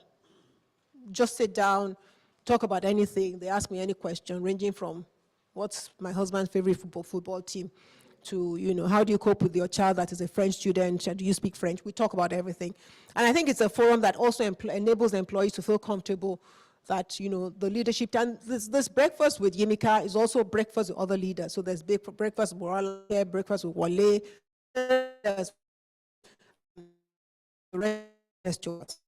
we do town halls. Appeal. So before our reports are released to public, we also ensure our employees know what the business is doing. So they don't go out there and somebody says, Cadbury, you've lost money, and they're like, hey, they didn't tell us. So we do a town hall. But the benefit of the town hall is that we also do employee engagement in the town hall. We do Q&A, we update on what's going on in the business. All the other functional heads and directors are able to talk to employees as well. That is managed, again, by both our CGNA and HR team. We have hand-holding sessions and onboarding employees, new employees. The first time we did this, I thought it was the most fantastic thing. So, in a year, you've employed a lot of people. They've gone through all the induction and everything, but they're feeling like they're in the wilderness because they don't know anybody. So we have a community type sit around and gist session. We don't put chairs and table. We put cushions, we just make it like a big sitting room and we just sit down, just hand-holding, understanding, okay, you've been here now for 6-7 months. What are your thoughts? And we have different people in the room to make sure, once we know the demographics of the people that have been recruited, then we know that, these people are these are the people that are right in the room to help these people. We do reward and recognition as well. So, for me, how will you strengthen the strategic partnership between the CEO and the HR function in your organization is a question I ask. Because if you gave me 1 hour, it wouldn't be enough time to talk. I could go on because I do know that in my 16 years in Cadbury, the evolution of our HR team has been such that, I'm really proud of what the team has done. And if you ask any employee, they would tell you that, as I've worked with the business, they can see the transformation and they can tell you the benefits of some of the changes that we've made. So for me, the charge out there to the CEOs who are in this room, I know 1 or 2 of you. So to CEOs, I say your vision is the compass. Your leadership in fostering partnership determines the journey. The CEO HRD partnership is the linchpin that ensures business priorities and HR priorities are fully aligned, enabling the organization to thrive both today and in the future. When the CEO and the HRD act as trusted partners, they send a powerful message to the business. Performance and growth is everyone's responsibility. That is my charge to the CEO. To the HR director, I'll say HR is the indispensable strategic partner translating vision into people-centric execution and value creation. Business strategy and human resource strategy are inseparably linked with each other because I said earlier on that without the people, we don't have a business. And they both are mutually supportive. Without human resource strategies linked with business objective, high level of organizational performance is not likely to take place. You know, a fantastic salesman that does a great job is good for my P&L. A terrible salesman that does a terrible job, and then we don't have a process to make sure that we manage, either we develop him well or we ease him out, then we will suffer as a business. Therefore, business strategy lays the route that the organization will take in the future, and human resource management acts as an instrument to almost every aspect of strategy implementation. So my advice to the esteemed HR leaders here present is that you need to be visionaries and realists. To be invited to the table, your programs and ideas need to have impact. To be invited back, so you can be invited to the table the first time and we can hear everything you say. But everything you say is not doing it for us. We won't call you back. So to be invited back, you need to establish yourselves as trusted partners who understand the issues, can speak the language, and can deliver practices and programs that have direct and sustained impact on everyone's success, everyone being all the functions in the business. So for me, both internal and external, it's important for the HR and the CEO to work together. We have a new world today, and your competitive advantage is the success of your partnership as your strategic partnership as leaders of the business. The CEO would provide the strategic direction and authority, while the HR director orchestrates the people and change management dimensions, ensuring buy-in at all levels. Thank you.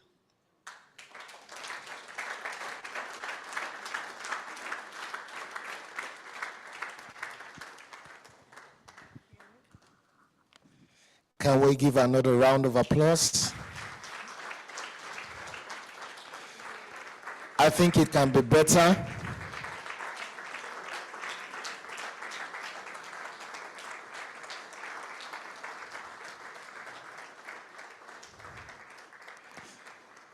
We may please be seated. Thank you so much, ma'am. That was an insightful keynote speech. A couple of insights resonate with me deeply. The pulse surveys, the quarterly pulse surveys, the employee engagement surveys. You talked about one value that struck a chord, acting as an owner. And an employee only acts as an owner when you treat them like an owner. I love the being adaptive to change. It talks about the world of work we are in. If we're going to pivot very quickly, adaptability, flexibility is the new order. Thank you for the insights around culture. I love the quarterly breakfast meeting with employees. I think I'll take that to my organization. Thank you for the hand-holding session for new employees. And one key statement you made towards the end, I wrote a lot, but I don't want to bore everyone with the details. Vision is the compass. Leadership determines the journey. Performance and growth is everyone's responsibility. And for HR to ensure that they keep being invited to the room, they need to be both visionaries and realists. Thank you so much, ma. That was an insightful keynote address. We'll take question and answers now. So if you have a question, please just scribble it down on a piece of paper. The ushers will move around and collect them and bring to the podium. I have one question, ma, very quickly. Towards the tail end of your speech, you were talking about establishing yourself as a trusted partner, and I'd just like to kick off from there. In your experience as a CEO, what do you think will be the key behaviors a CHRO must demonstrate that will give you the green light that they are trustworthy and credible, while we wait for other people to send their questions? Please, let's give her the microphone. You can answer from your seat. If you have a question, please just write it on a piece of paper. The ushers, please, let's move around. If you have a question, just raise your piece of paper up. The ushers will move around to collect it. Ma, please go ahead. So I think the heart of flesh, if I could use that, you know, just simple things. There are policies. The business has policies, and you can have an HR lead that can say to you, well, our policies are we don't do this. Or you can have someone that says to you, well, you know, the policies, we don't do this, but given blah, blah, blah, blah, blah, I think we need to look at it and readdress it. For me, that is a big difference in terms of, you know, an HR lead that has, you know, he said trust that I can trust, because also he's not dropping it on my table. Well, Yimika, XYZ has happened, the policies, we don't do it, so please sign. That's a policy, right? But you're running a business with human beings and 400 plus of them. You've got to have heart to say, policies, we can't do it. My advice is that we do it, but we tweak it like this. We might have other issues later on, we'll address it when it comes. That for me is my trusted partner. Thank you so much. And just a follow-up, so I'm curious now, this is my curious side kicking in. So I'd like to know, take for instance, someone assumes role. Sorry, Wale, if you're in the room, nobody is taking a room. I just want to pick Ms. Adeboye's thought. So, peradventure, you have a new people director resume. What would be the key things you would like him to achieve within his first 90 days in office? They often say the first 90 days are the most critical in a new role. What will you be looking out for that will help cement the partnership between yourself and that new hire? Again, apologies, Wale, nobody is taking your job, and just want to pick her brain. Thank you. So you need to understand the business. You need to understand the business. If I have a new people lead that is sitting in his office and expecting people to come and see him, then he's not the right person. If I have a people lead who in the first 90 days can tell me, I've been to the market, I met some customers, I've been in the factory, I've done this, I've done that. It's because that's the job. The job is to understand the business, understand the people, and be able to add value to the business. So, just being out there, being close, sleeves rolled up, not coming to the office in a nice suit, but coming to the office knowing that sleeves are going to be rolled up and you've got to go and get your hands dirty just to be closer to the people. Because what we do is really dirty. That's what's important. And that's what I was saying in your first 90 days. If you haven't dusted it out, but actually in your first 60 days, then there's a disaster. Because if we're waiting for 90 days for you to have gone to the factory, met the people and done all that, then, we'll have a problem.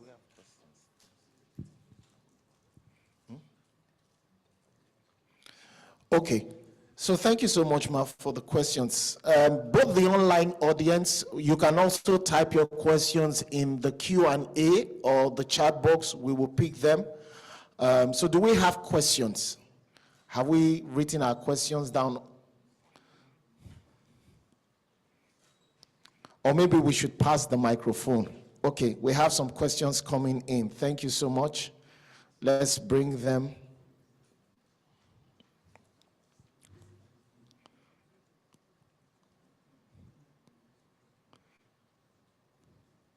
All right, so while we wait for the rest to come, this is the next question. How do you manage the younger generation of workers, Gen Zs to be precise? There's a lot of misconception about them being lazy, entitled, lacking an ownership mentality, etc. But I think it's just that we do not fully understand them and the traditional ways of working don't fully appeal to them. So the question is, how do we manage Gen Zs? It's a generational thing. What are your thoughts? So maybe I'm fortunate because I have Gen Zers as children. So, and I've learned from how I've had to manage those at home to also manage those at work. I think the first thing is the adaptability. You need to have a relationship with this generation. If you don't have a relationship, you will struggle.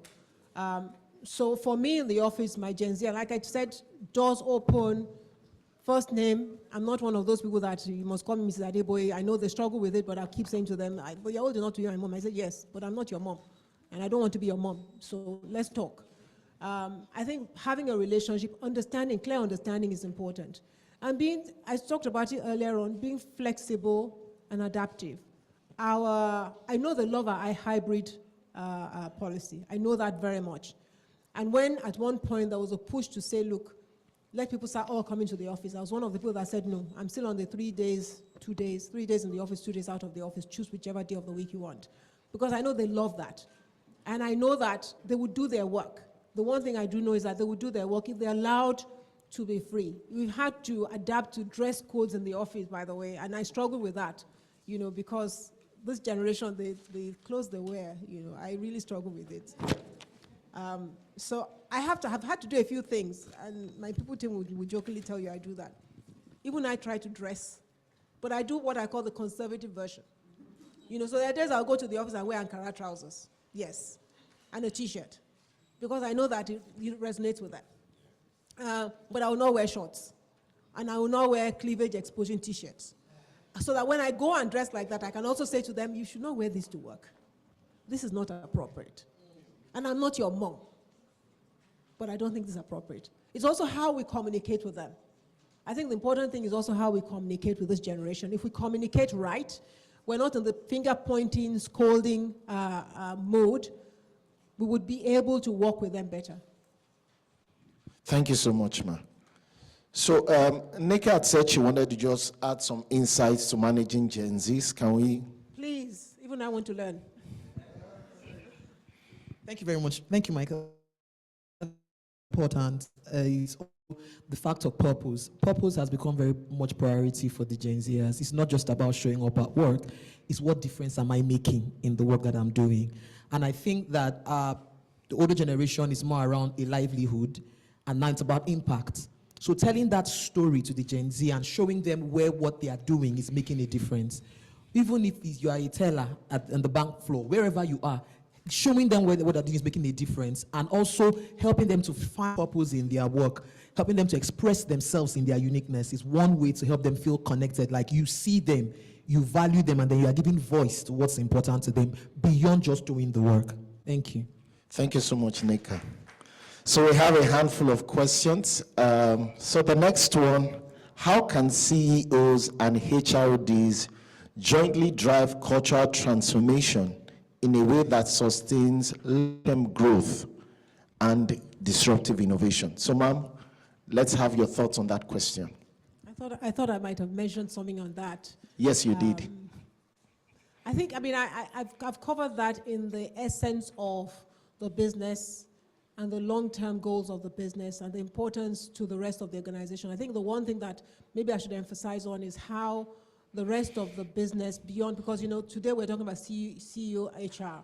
We should really be talking about CEO, HR, and the rest of the team, because the impact of the HR team on the rest of the organization is really where you can measure performance. You can measure performance if myself and my HRD are doing a fantastic job collaborating, and the rest of the organization is on the other side, and we're just telling them after we've collaborated, yeah, this is what we decided, then we don't have a business. So the HR person needs to also spend time with all the other functions and ensure that they understand fully, he understands fully what they are expecting out of him. So what's the marketing team expecting? What is the sales team expecting? What is the manufacturing team expecting? Your supply chain. All of those people are critical to the rest of the organization, because really and truly, like I said, of 400 people, there are only 6 people in HR. So you got 400 people that you need to look after. And if you don't address what you must address for the long-term growth of the business by collaborating with the other functions as well, and ensuring that ultimately you are also it's like the connector to everybody. The HR person, I said there are two functions in any business that are critical: finance and HR. Everybody deals with finance because you collect your salary. And everybody deals with HR. Other functions, you might not need them. If salesperson might never see a person in the factory. Doesn't need to. But a salesperson needs to see HR for anything, and a salesperson needs to see finance for anything. Those two functions are critical. So I would say that's my response. All right, thank you, ma. The next question is, how can one make one's HR proactive and more productive? I think, what's the responsibility of the CEO, if I understand that question, in ensuring that their CHRO is productive and proactive? My job is not to make them do anything. If I have to make them do something, then that person is not a partner. It has to come naturally as what that person, otherwise we'll struggle. It'll be uphill task to even have a conversation, because you have to make somebody, you have to even sit down and think, okay, this person, I have to, no. It should not be. That would be my answer. All right. How do you manage staff when they come and resign within 1 or 2 years, or 2 or 3 resign in a single month? So you have people who have stayed like 3 years or less, and then you have like 3 of them coming together to resign. How do you manage that situation? So real life, for me, it's more around understanding what's going on. If the people will tell you stories, you have to be wise and mature enough to read between the lines to understand what they're saying. If a person has joined you in a year and they're leaving, you just need to understand what the reality is and get them to talk frankly to you. And when they do, I have had situations. One thing I've learned in my career over the years is an employee that wants to leave don't persuade them to stay, because they'll still leave. 6 months down the line, they will still come back. So a person wants to leave, my approach is understand what the issue is so that you can learn from it and advise them as they're moving on. To make sure, occasionally you might get somebody who, after they've spoken to you, they come back and they say, oh, I've thought about it, I don't want to go. But my role is not really to persuade you to stay. Where 3-4 people in a team leave at the same time, then there is a problem. You need to understand what the problem is, and you need to quickly address it, because, one is they're not all leaving to go to somewhere else. I mean, if they're all leaving to go and join a company that's just been set up, at least you know that, the leader has left and is taking all of them. Or but if they're all leaving and going to different places, then you need to really understand what's going on and address it. Don't, as I said, don't persuade people to stay. I'm sure that the experts here know that. You don't, an employee that says they're going to go. Thank you so much. And I can relate with what you talked about, understand what's going on and addressing it. So recently I assumed a new role, and within a few months I had some of the members of the management team leave.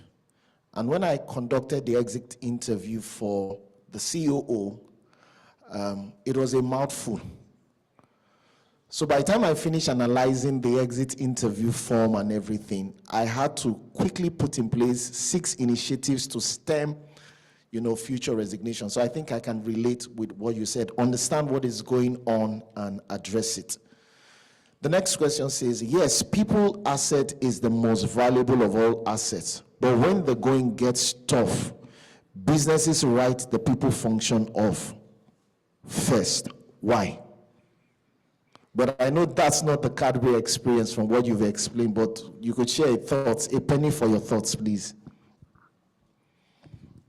I think any business that does that is shooting itself in the foot. It's like cutting your nose to spite your face. Because when things are tough, the person you need the most, to even feel the pulse of the rest of the business is your people leaders. So it would be the wrong thing to do, is all I say. I've worked in other organizations beyond Cadbury, and I would tell you still the same thing, that your people team are very critical to your organization, and you don't take for granted what the team is able to add to the business. All right, thank you so much, ma'am. From our online audience, Ayodeji Bankole Olushina says, how do you continue to develop and grow skill across roles, particularly for leadership roles? So how do we ensure continuous skilling, upskilling, reskilling as we grow leaders across the business? I think, with people development, once you have a focus in terms of how you manage your bench, I'll use the bench as the criteria. You then know what you need to do to pipe fill that bench as time goes on. In terms of development, I must say that people need to remember that your development is 80% in your hands.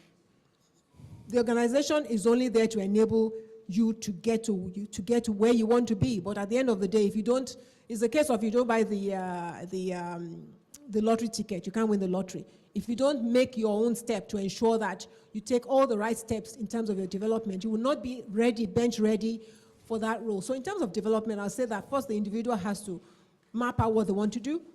Second, they have to have the conversations. Individuals must be ready, and the HR team must please make it a conducive environment where individuals understand that they need to talk to their line managers and let their line managers know upfront what they want to do, where they want to be, their career objective, the time frame they want to achieve that career objective. I would say those are the things that you need to do. As an organization, we have a process around it. I think organizations should also have timelines when those conversations happen. Because if you don't have a structure that says every June you do your talent review, every half year you do your performance review, people that have performance improvement issues, every 3 months you need to check on them, put a mentor-mentee relationship if possible internally to also make sure that those people that are struggling are looked after. There are a lot of things. I'm not an HR expert, but there are a lot of things that must be done to ensure that we get there. All right, thank you, ma'am. From our online participants as well, Okoro Efe Edward, how do you determine a reliable HR partner in terms of succession planning? I rely on my HR partner to make sure that he's got the right bench for his role. You know, the same way as I have to work to make sure I have the right bench for my role and every other role. I think succession for that role is critical, but it's also important to have the person in the role to identify individuals. I always prefer internal. I prefer for us to source internally. If you don't go your own people and you go and keep poaching from outside, you'll never have the right structure in place, the right set of people in place. Because once people know that's what you do, they'll leave you too. Because they'll say, okay, they're going to, when this job is vacant, they're going to go outside anyway. So what am I doing sitting here? So my expectation is that, you know, the HR lead, make sure he prepares the right, you know, more than one person, at least two people in his team that can take on his role tomorrow. Thank you. And from another online participant, Cecilia Ode Iname, why is it that the CEO is always in control of the HR directors and not allowing them to do their job without interference and making them to only do their biddings? Again, I know that's not the Cadbury experience. That sounds like a personal experience. But we'd like to hear your thoughts. I think my whole conversation today is around partnership, not around lording over anybody. We don't. So I can't respond to that question as to why do CEOs do that. I don't know if there's a CEO in this room that can respond to it, because I know there are others. But all I can say is that, you know, that must be a personal style of a particular CEO that that person has an experience with. But that is not our style, and it's not my personal style. Like I said, Cadbury is not the only company I've worked in, and I haven't seen it happen like that in other companies. All right. Before we get to the next question, please, I'd like us to bring out our phones, and we want to quickly evaluate the session. Please go to www.menti.com, M-E-N-T-I, menti.com. Okay, please, can we project it on the screen? The code is 1-777-7426, or you can scan the QR code. It will take you to the page to evaluate the session. The next question is around employee development across the full spectrum. And what are your thoughts around developing internal leadership development programs to prepare people as they transition from being individual contributors to people contributors? Well, I think it's the right thing to do. Companies that have, for example, management trainee schemes, I really like that idea, because you bring people in and you groom them from when they leave school to when they become leaders of your business. I think focusing on that investment is important. I know a lot of companies are now shying away from it because employees don't stay, and people start getting to the place where, because the employees don't stay and you've invested in them, you start putting in retention bonus and, you know, stay this and all sorts of ideas to make people stay. But you know, the reality is that by the time you get to where you're paying people to stay, there's a problem. So the key thing is, in terms of how your organization is, if people would see clearly the career path that you have charted for them, they will stay and they will grow in the organization, knowing fully well that they are going to get somewhere at the end of the day. There are a lot of companies, you know, I didn't, because of my time, I didn't quote the information that I had, but a lot of companies who have groomed even HR leaders to become CEOs. You know, again, showing that when you're versatile and you have a career plan that is visible to everybody, and people know, you know, when I finish this role, this is what I can do. If I perform well and I'm an exceed expectation performer, this is what can happen to me. When people see that, they'll stay, and you groom your right leaders. But putting a program in place for that leadership role is very, very important. I actually agree that it's one of the things. I'm not a fan of companies that go outside to poach people. I'm not. I prefer to, you know, unless there's a skill that we know we don't have internally, and we all admit we don't have it internally, we get somebody, but when that person comes, the first thing we tell him is that we need you to have a number two. We need you to work on making sure that you have a successor to your role. Thank you, Ma. I think the next question, the person wants to tap into your expertise as a former CFO. How can the value of people in the business be reflected in the books, i.e. the P&L and the balance sheet? Oh, very easy.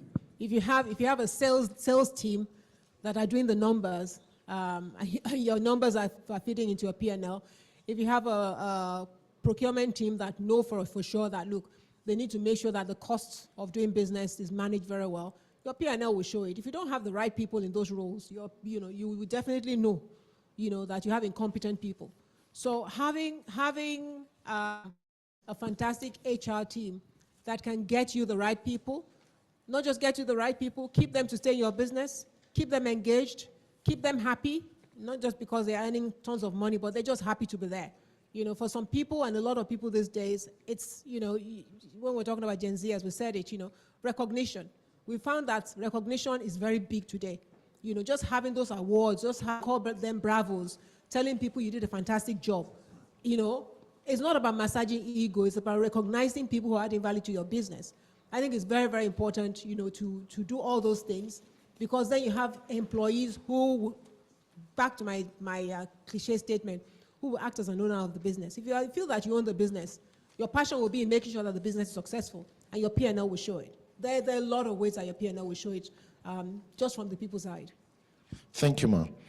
So this question, the person says, you mentioned how HRD has been able to retain staff over the years. However, this generation believes that they can only grow and establish themselves by moving from organization to organization every 2 to 3 years. The question is, how do we change this mindset to retain them? I think we answered that before. All right, so the last question, I think most of the questions that have come in, you've already addressed them. All right, this last question is on culture, and it has to do with tone from the top. How do we ensure that we drive a positive workplace culture where the tone at the top is exemplary and can be followed by employees? I think the person's question answers it as well, to be honest with you. You know, we are creatures of replicating what we see. That's how we've all been wired. Children will replicate what they see their parents doing. Organizations, people will replicate what they see their leaders doing. At least 80% of your workforce will behave the way you behave, the way you do. If you come to work late every day and you get in at 10 o'clock, people will come at 10 o'clock. Or they'll come at 9:45 just before you get in. You know, if you are the sort of person that is rude to your employees, people will talk the same way to other people. But if they see you as the person that, you know, has a passion for the business, wants the business to grow, you know, is doing all the right things to ensure that they are happy as employees, because, you know, the employees are satisfied to be there.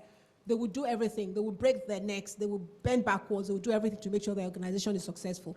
People want to go out there and say, I work for this company, you know, and be proud to say I work for this company. And the way the leader projects and performs would impact how they also would be. If they don't see a leader that is also delivering results, because you can be the most, what's the word now? You know, people who talk very well, you know, charismatic, that's the word. You can be the most charismatic leader in the world and your business is not doing well. The talk is not getting anything done. You know, that would not, your employees will not be engaged. Also, the ability to empower people. People want to be seen. People want you to let them do their jobs. You know, as a leader for me, I've never been one that wants to, that question that was asked. When you have subject matter experts, you should allow them to do their jobs. When you allow people to do their jobs and you allow them to shine, they know for sure that, you know, you as the CEO and they as the employee that is doing their job, you're on the same wavelength. And they will run with the ball. But if you want to supervise everything, see everything, manage everything, keep everything under your control, then you would have issues with your employees and you have issues with people staying with the business for much longer. The idea of today's employees, you know, we talk about Gen Zers, millennials, you know. What about the A's? We're now in a place where there's a new generation that are totally different in terms of what they expect. They're still very young, but they're going to be employees very soon. Are we ready for them? That would be a question I'll throw to this room, actually. Are we ready for them? Thank you so much, ma'am. Emeka, you wanted to share a few thoughts as we get ready to wrap up the Q&A. Thank you very much. I think to answer the question that was just asked, I wanted to share thoughts around the power of storytelling. I was at a forum some time back, and a CEO in the forum was talking about how, he has one device, shuts his phone off at a particular time. And I asked him, I said, do your direct reports know this, that it's intentional? And are they able to carry that on as well? Because what you then have is subcultures, where in one particular unit, something is happening in a particular way. I'm not the other way. So I think the power of storytelling is very, very important. If we're going to drive consistency in culture and behavior, those stories need to be told. It's one thing for them to be modeled, it's another thing for it to be told. I share this example. About during the lock, when we were locked up, you used the word locked up. I'm trying to remember. There was lockdown, but you used the word locked up when you were presenting. So I wanted to use that. I was in an evaluation debrief meeting, and a manager was debriefing a younger colleague. So I was a senior manager at the time. And the way he was going on, how can you say this? I was wondering, something is not right. So as the conversation progressed, I stepped in, kind of took over, wrapped it up. And when we ended, I asked him, I said, when did you join? He said, maybe about 3 months ago. I said, that's the problem, right? You don't know how we do things here. So we don't talk that way. So that power of storytelling in making people understand who are we as a company. We can't leave it to chance because everybody comes in with what they think we should be and what they are used to. And that brings us to the question that was asked earlier by the HR person, by the CEO who asked, how do I get my HR person to bring more to the table? Sometimes people are coming from a place where they've been traumatized. So they are not used to their ideas being taken. So they just keep quiet. If you want to do it this way, then I will do it the way you want to do it. So I think there has to be a line in engaging to understand, is the person being traumatized, for lack of a better word, right? And is just used to yes, sir, and the admin part of things. I'm not used to sitting, and then asking the person about the association as well. Who do they hang out with as HRDs, as heads of HR? What are they listening to?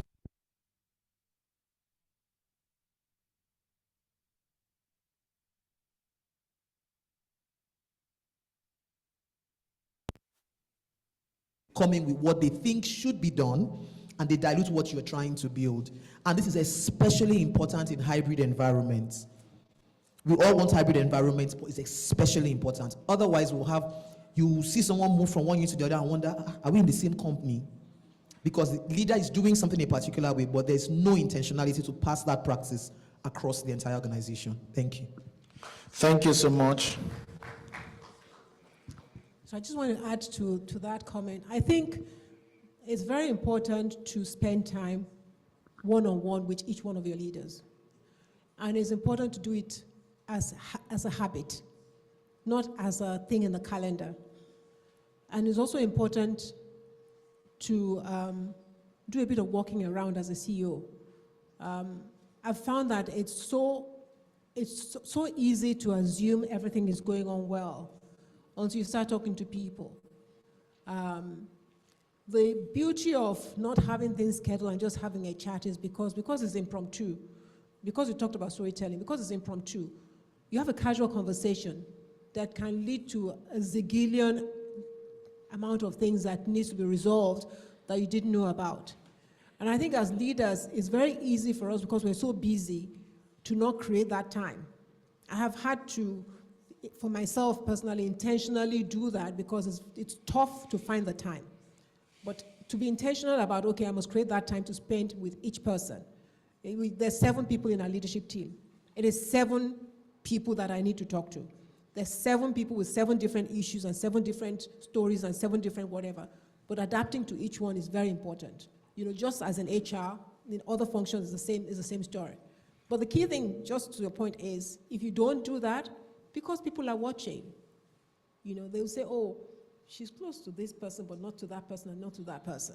So when there's a problem, they will go and talk to that person they think you're close to, and leave their function lead to go and talk to the wrong person, when really and truly the person that can solve their problem is their function lead. So the story of just what people see is very important too. Thank you so much, man. Let's give Mrs. Adeboye another round of applause for sharing her insights. All right, right about now, we are going to be taking a presentation from the chairman of the Conference Planning Committee. Shall we receive Ebonlua Olabi, FCIPM, for her presentation. A round of applause as she comes up. Thank you very much, Mike. Good morning, everyone, and kindly permit me to stand on every existing protocol because of our time. I like the last question that was asked. Are we ready? Are we ready for the future generation? Are we ready for the new world of work? Are you aware that over 85% of jobs that Okay, please hold on. So are we ready for the future generation? Are we ready for the new world of work? It's very interesting that the ecosystem today is transitioning to the green economy, the platform economy, the gig economy, and at the same time, there's that strong yearning from the ecosystem for a just transition. That is, as we begin to move from where we are to where we think we are supposed to be globally. As a result, it has necessitated that the Chartered Institute of Personnel Management Nigeria calls on captains of industries, thought leaders, CHRO CEOs, people managers, to join us at the 57th International Conference and Exhibition. This time around, there will be very serious conversations on integration, strategic partnerships, how do we own the business as people managers, and how do we strategically partner with our business leaders to be able to derive the appropriate return on investment and return on capital employed, as the case may be. For the business leaders in the room and the CEOs and CHROs, my team and I, we've had the opportunity to mingle with a number of you, and the question you've been asking us is, what is in it for us? Indeed, it's a symbiotic relationship, and the relationship being that, first and foremost, you have the opportunity to write your own story in the footprints that we're creating. My favorite quote is actually from Chinua Achebe, and he says, people create stories and stories create people. As the ecosystem is transitioning, do you want to be part of that storytelling? If the answer is yes, you have no choice than to join us at the Bola Ahmed International Conference Center, 27th to 30th of October, 2025. You have an opportunity to showcase your brand to over 4,000 delegates in person and those that will be joining us from across the world. You have that opportunity to mingle with very senior professionals and at the same time, like-minded individuals where we will all sit down and co-create solutions to be able to chart a path for our ecosystem, as the case may be. I want to ask each and every one of us today, we've talked about technology, digitalization, VUCAD, and all that there is to it. Where is your organization on the spectrum? Where is your organization on that continuum? How do we want to put our heads together and make sure that even as a continent and beyond Africa, we are beginning to take center stage when it comes to technology, when it comes to automation? Part of the things we'll be bringing forward in 2025 EYES would be the showcase and array of technology.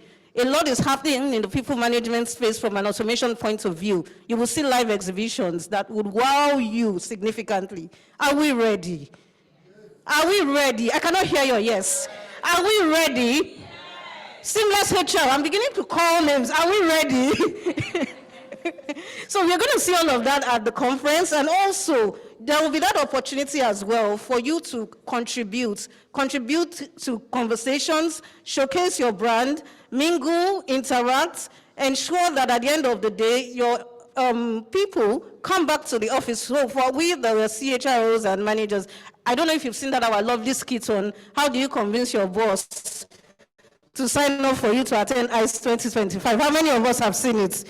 Indeed, we are here to convince you and not confuse you that by the time you sign up for your employees to come for the conference, they will come back upskilled and reskilled. Someone asked the question today to say, how do we upskill? How do we reskill? And the answer that came to my mind was, please allow them come for EYES 2025.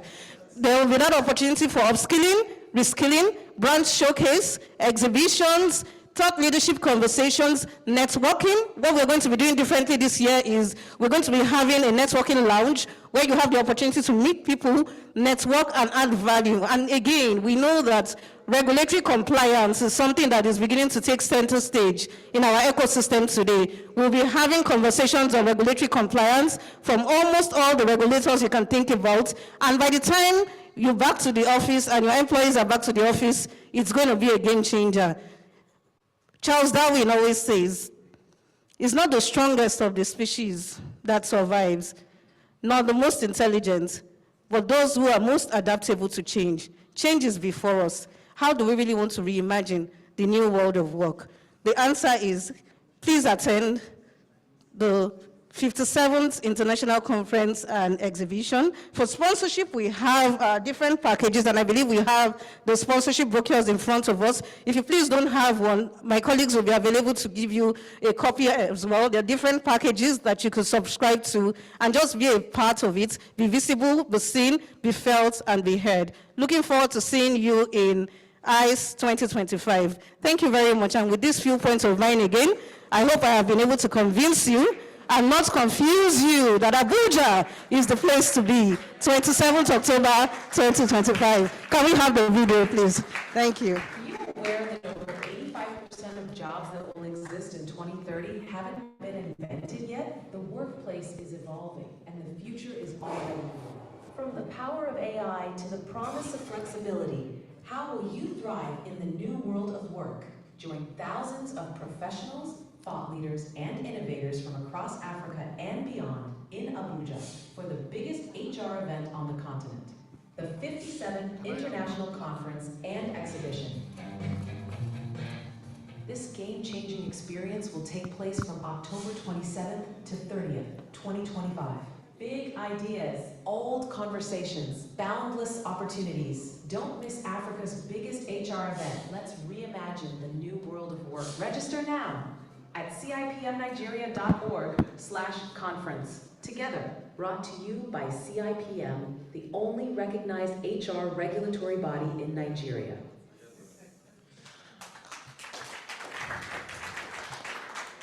I will be in Abuja. I don't know about you, but I will be there. And I want to see everyone in this room at the 57th International Conference and Exhibition. May I please humbly request that Mrs. Adeboye come up stage as we present her plaque to her. And as she comes up, I'd like to invite the Vice President of the Institute, Lady Chidima Justina Obiejesi, FCIPM, as she comes to present the plaque to Mrs. Adeboye.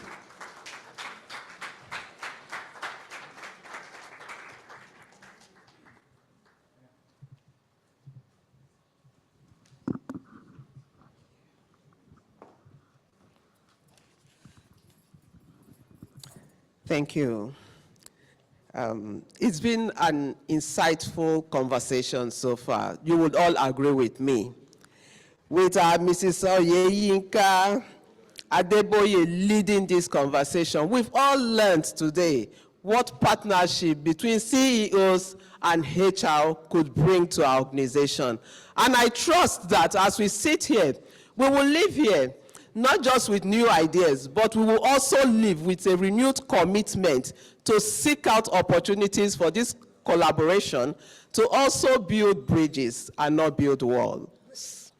Do we agree to that? Thank you, Mrs. Oyeyimika. It's been a very good time having you here. And you spoke as if, not just like a CEO, you also spoke as if you are a HR person. And it's quite interesting when I sit down and listen to people who talk people management like gurus. Thank you very much. Thank you so much for spending your time here. Please, can we give another round of applause? And before I hand this over to her, I will just say something to us. Henry Ford said something. He said, coming together is the beginning. Staying together is progress. Working together is success. Let's live here today to work together, not just with HR, but like she said, with all departments in our organization, so that as a new organization, we will make more progress. Thank you, ma'am. On behalf of CIPM, on behalf of every one of us here, this is just a token to say thank you. And this is in recognition of your outstanding contributions today here as our guest speaker at this 2025 CEO CHRO HRD Forum. Thank you very much.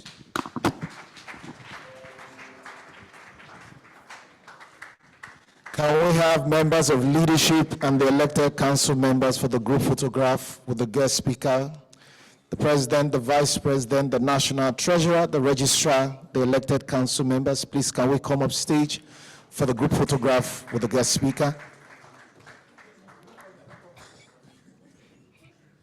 Ma, you. Yes.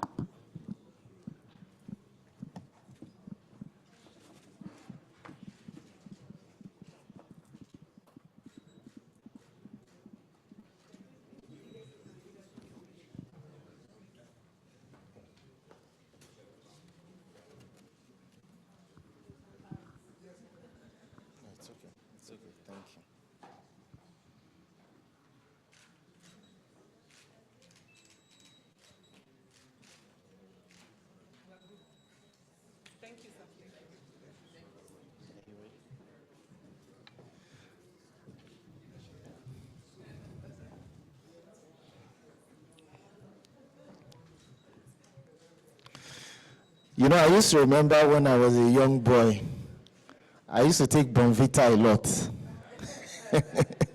So, Ms. Adere, I hope a pack of Bonvita. Yes. I hope I will take a pack of Bonvita from you this morning. All right. I'd like to invite the Registrar Chief Executive for CIPM announcements and updates, Ms. Oluwatoyin Naiwo, FCIPM, as she comes up stage. A round of applause for her, please.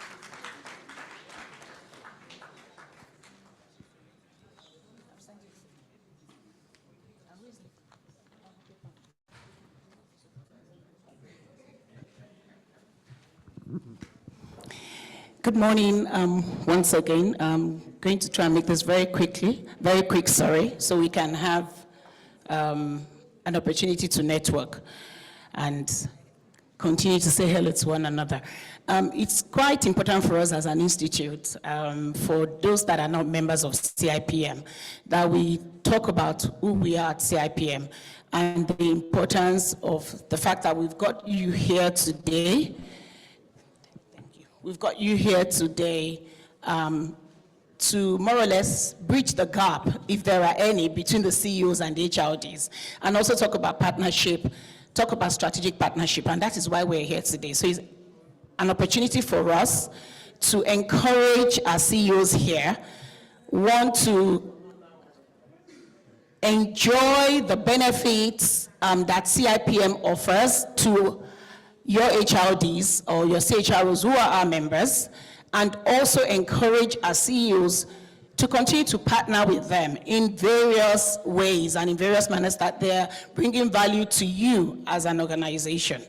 So the discourse has been the fact that we must have that partnership for our HRDs here. And for that to work, the guest speaker has gone through a whole gamut of areas that we need to continue to work on to ensure that we are respected at the table. We're not just called to the table and we sit there and not make contributions, but we're also valuable and we deliver value to the organization. In that vein, we also want to talk to the CEOs. We had this publication sometime in May surrounding compliance with HR regulatory standards in Nigeria. For CEOs that are here and your HRDs or your CHRO or your HR staff are not members of CIPM, just to cut the long story short, you're breaking the law. That's what that says. And we want to encourage you, as you're supporting your HRDs and your CHROs, we also want you to support them by ensuring that they're members of CIPM.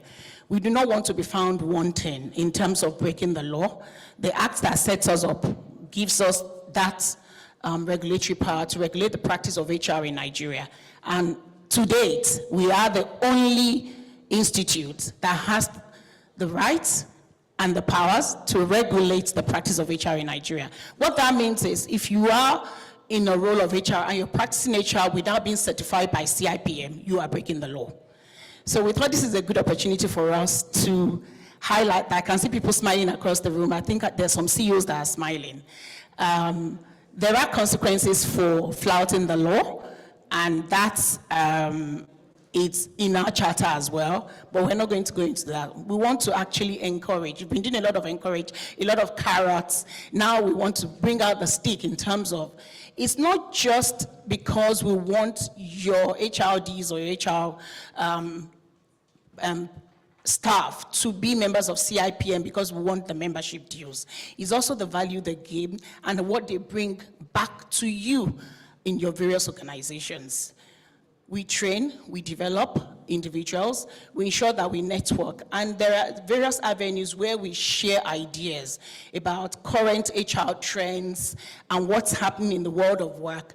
That's when they become members of CIPM, they will benefit from that. So it goes beyond saying we want money or we want the membership deals.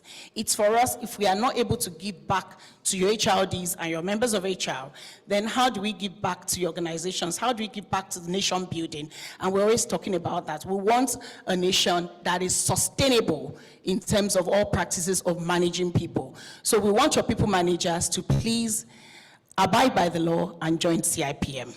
I think that's the first one. I think for me, that's the most important message for me today. If I've not achieved anything, apart from conference that Ebun spoke so passionately about, that I'm about to even fly myself to Abuja 3 months ahead of the time. This is the next important one for us as an institute. Please ensure that members or those that work in HR are actually members of CIPM. And I have my team members out there that are able to give guidance on that. And you also have information here about joining CIPM in the program that we gave to you. So please feel free to talk to us. And also please make it a must. In fact, go back to your offices today and say, are you members of CIPM? If you're not, I'm mandating that in the next 1 to 2 months, I want to see you inducted into CIPM. We have a few programs that we run as an institute. I already mentioned the fact that we like to give back, not just, if you look at what our logo represents, we're not just taking in. As an institute, we also give out in terms of the knowledge, in terms of the sharing of experience. Part of that is what we call our CIPM and U series. That's a monthly series, and the July one is coming up on the 30th. At 3 p.m. And coincidentally, again, we're back to well-being. And we spoke about it. That's very important. And how vital that is, we cannot overemphasize that. So the CIPM and U series this month is titled Employee Wellbeing, Mental Health and Resilience, Building a Sustainable Workforce. And I think, again, you can see, in this day and age where things are very difficult out there, we know about the economies all across the world on a global level. Employees are maybe more stressed, more burnt out, dependent on how they use the word, and it's important. How do we help them maintain their well-being? Please, again, CEOs, CHRDs, you're welcome to join. You're welcome to, we have the information, you can share that. Encourage people to join us to listen and learn. We have powerful speakers that will be sharing their knowledge, their experience around this theme. So again, the date is the 30th of July, it's a Wednesday, and it's 3 p.m. to 4:30 p.m., and we look forward to welcoming you. We also run training programs. Again, we're all about learning. If you look at our charter, it talks about learning. We have the duty to impart knowledge. We have our regular CIPM learning programs, our MCPEs. We also offer customized training for your organization where you require that. And so please, again, on our website, www.cipmnigeria.org, we have information surrounding all our training programs. We'd encourage you to encourage your workforce to attend the training, not just in HR. There are some that actually would help in general management of people. And even for CEOs, we have senior levels as well. So please, again, we have our training programs and we have a training calendar. We've run through 6 months of that already. We're in the 7th month, but we encourage you to join us at the various learning programs, and the details are also in the brochure and on our website as well. And I think I've covered most of it, because I've already spoken about membership, so I'm not going to go into that. And for those that are already members here, I've heard conversations with some already. If you have not yet upgraded and you're due for upgrade, kindly contact us at the help desk. So upgrade associate to full member, it's 6 years, and full member to fellowship is 7 years. Obviously, if you're due for fellowship, you will have heard from us since about January, and that's been ongoing. But if you're due for an upgrade, please do not leave it for 10, 15, 20 years. Somebody is smiling because we've had that word and she's been covering her face because she's been due for a while. Please, if you need more information, it's quite easy. If you're having any challenges, please talk to us, talk to any of my team members, and we'll support you through that process. If your license has expired, HRPL, how many of us have valid licenses in this room? I was trying to see if people would be brave enough to say, yes, I do. Are you brave enough to tell me that you have a valid license if you're a member of CIPM? Go on, show your hands then. Huh? So if you do not have a valid license, Again, please ensure that you go on and renew your license. It's again for you in terms of your upgrades, in terms of your currency, ensuring that you're relevant, you remain relevant in the practice of HR, because we check all that in order to renew your license, and then that you're also active with the branches or the chapters of the institute. We have currently 32 branches as an institute and chapters as well. So we have all the information you require on the website. If you do need to talk to any of us, we're around the room and we can have that engagement during the networking session. Thank you very much for coming and thank you for listening to us.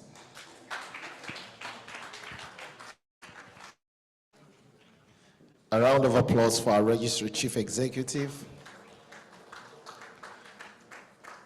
I'd like to invite the President and Chairman of the Governing Council for his closing remarks. Shall we receive Malam Ahmed Ladan Gobir, FCIPM, FNLI, for his closing remarks. Thank you, Emo. Distinguished ladies and gentlemen, I think it's been a very, very well-spent early morning. Usually when you invite people to come for a breakfast meeting like this, you are scared, about whether or not they will come. When Mrs. Adeboye walked in, the first thing she said to me was, "You have very good attendance." And I think you all deserve a round of applause for yourselves. Thank you so much for honoring us with your presence. And thank you, Ms. Oyemika, for that wonderful presentation. My boss will always say that you know a good CEO when you find one who speaks like an HR director.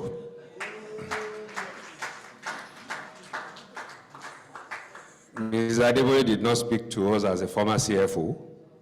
She spoke to us as if in her previous life, before she became MD of Cadbury, she was actually a CHRO or an HR director. And she spoke from the heart. Thank you very much.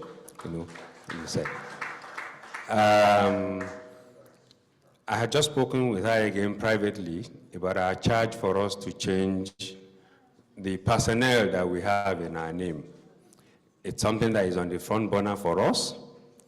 We are working on getting to change it from personnel to people.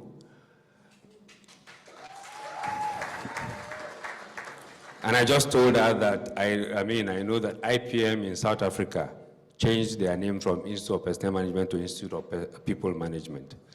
CIPM in Sri Lanka changed their name from Chartered Institute of Personnel Management to Chartered Institute of People Management. The difference between us and these two bodies and these two countries that I've mentioned is that whilst they are registered as business associations, with the registrar of trade, in their respective countries, the CIPM is a body established by an act of the National Assembly.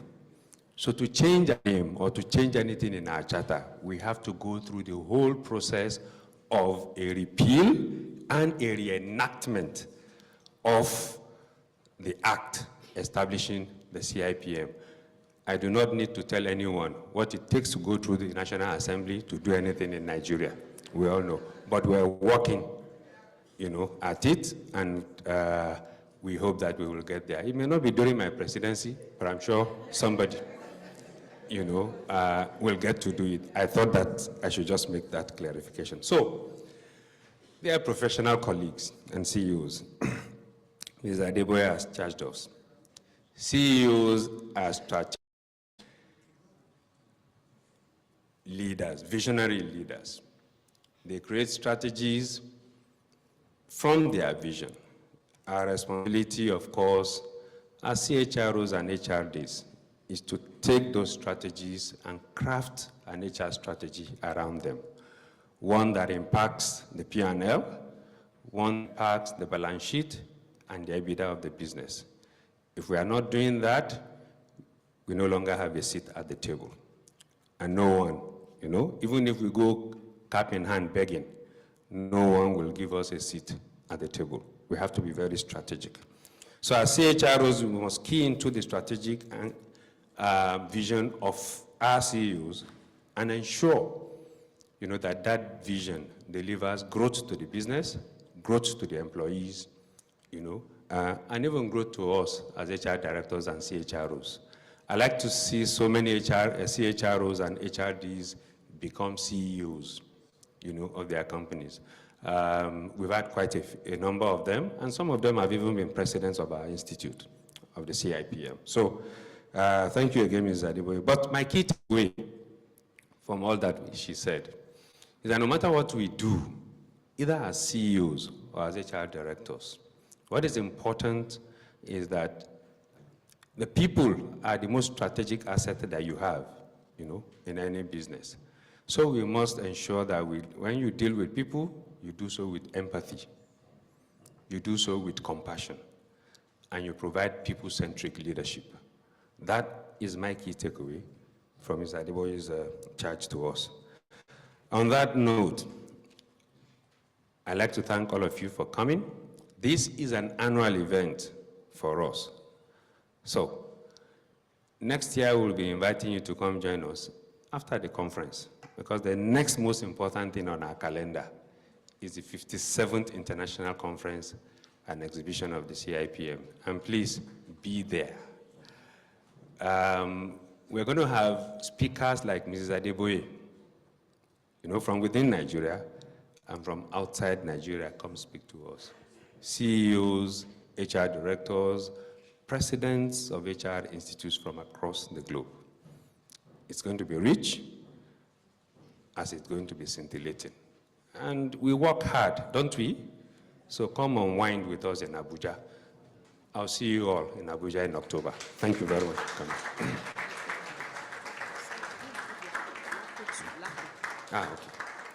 Okay, so let me again quickly thank on your behalf our partners and sponsors. Again, starting with Cadbury, Channels TV,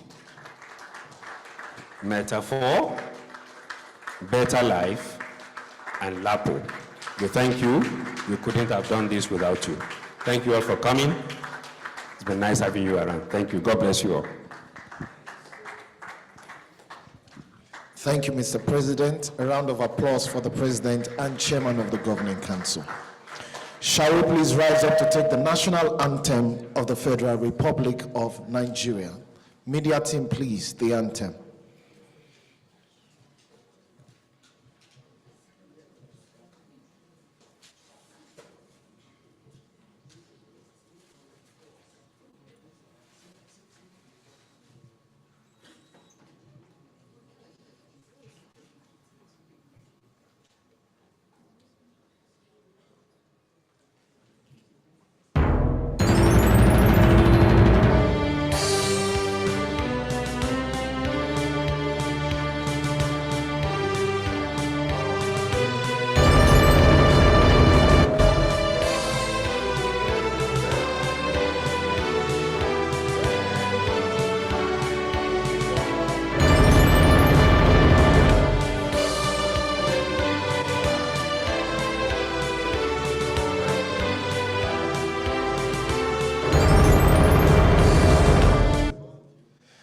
Have a wonderful day. Ensure to network. There's refreshment behind. Please ensure you take your refreshments and have a lovely day.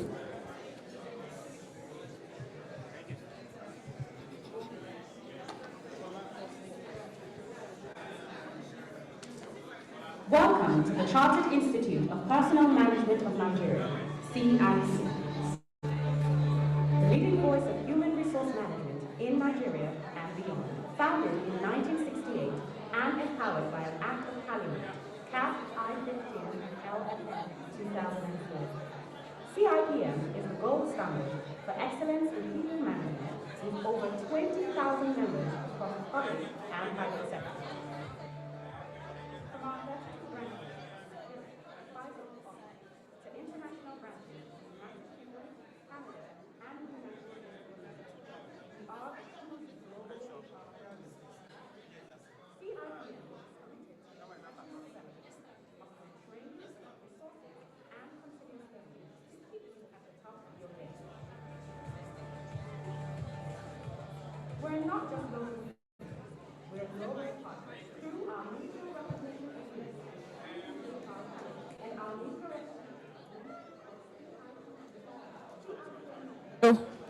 Please, all partners, please kindly step forward. Cadbury, Lapo Microfinance.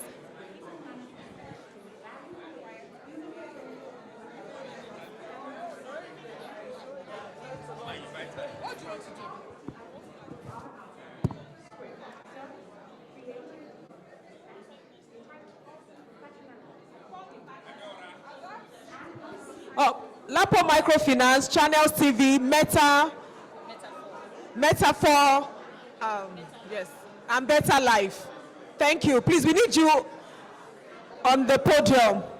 Channels TV, Metaphor, Better Life, Lapo Microfinance, and Channels. Please, we need you upstage. Thank you.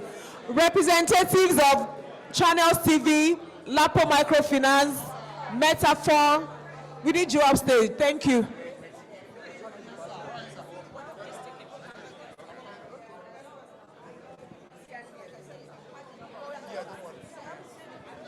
She has delegated that, so before she leaves.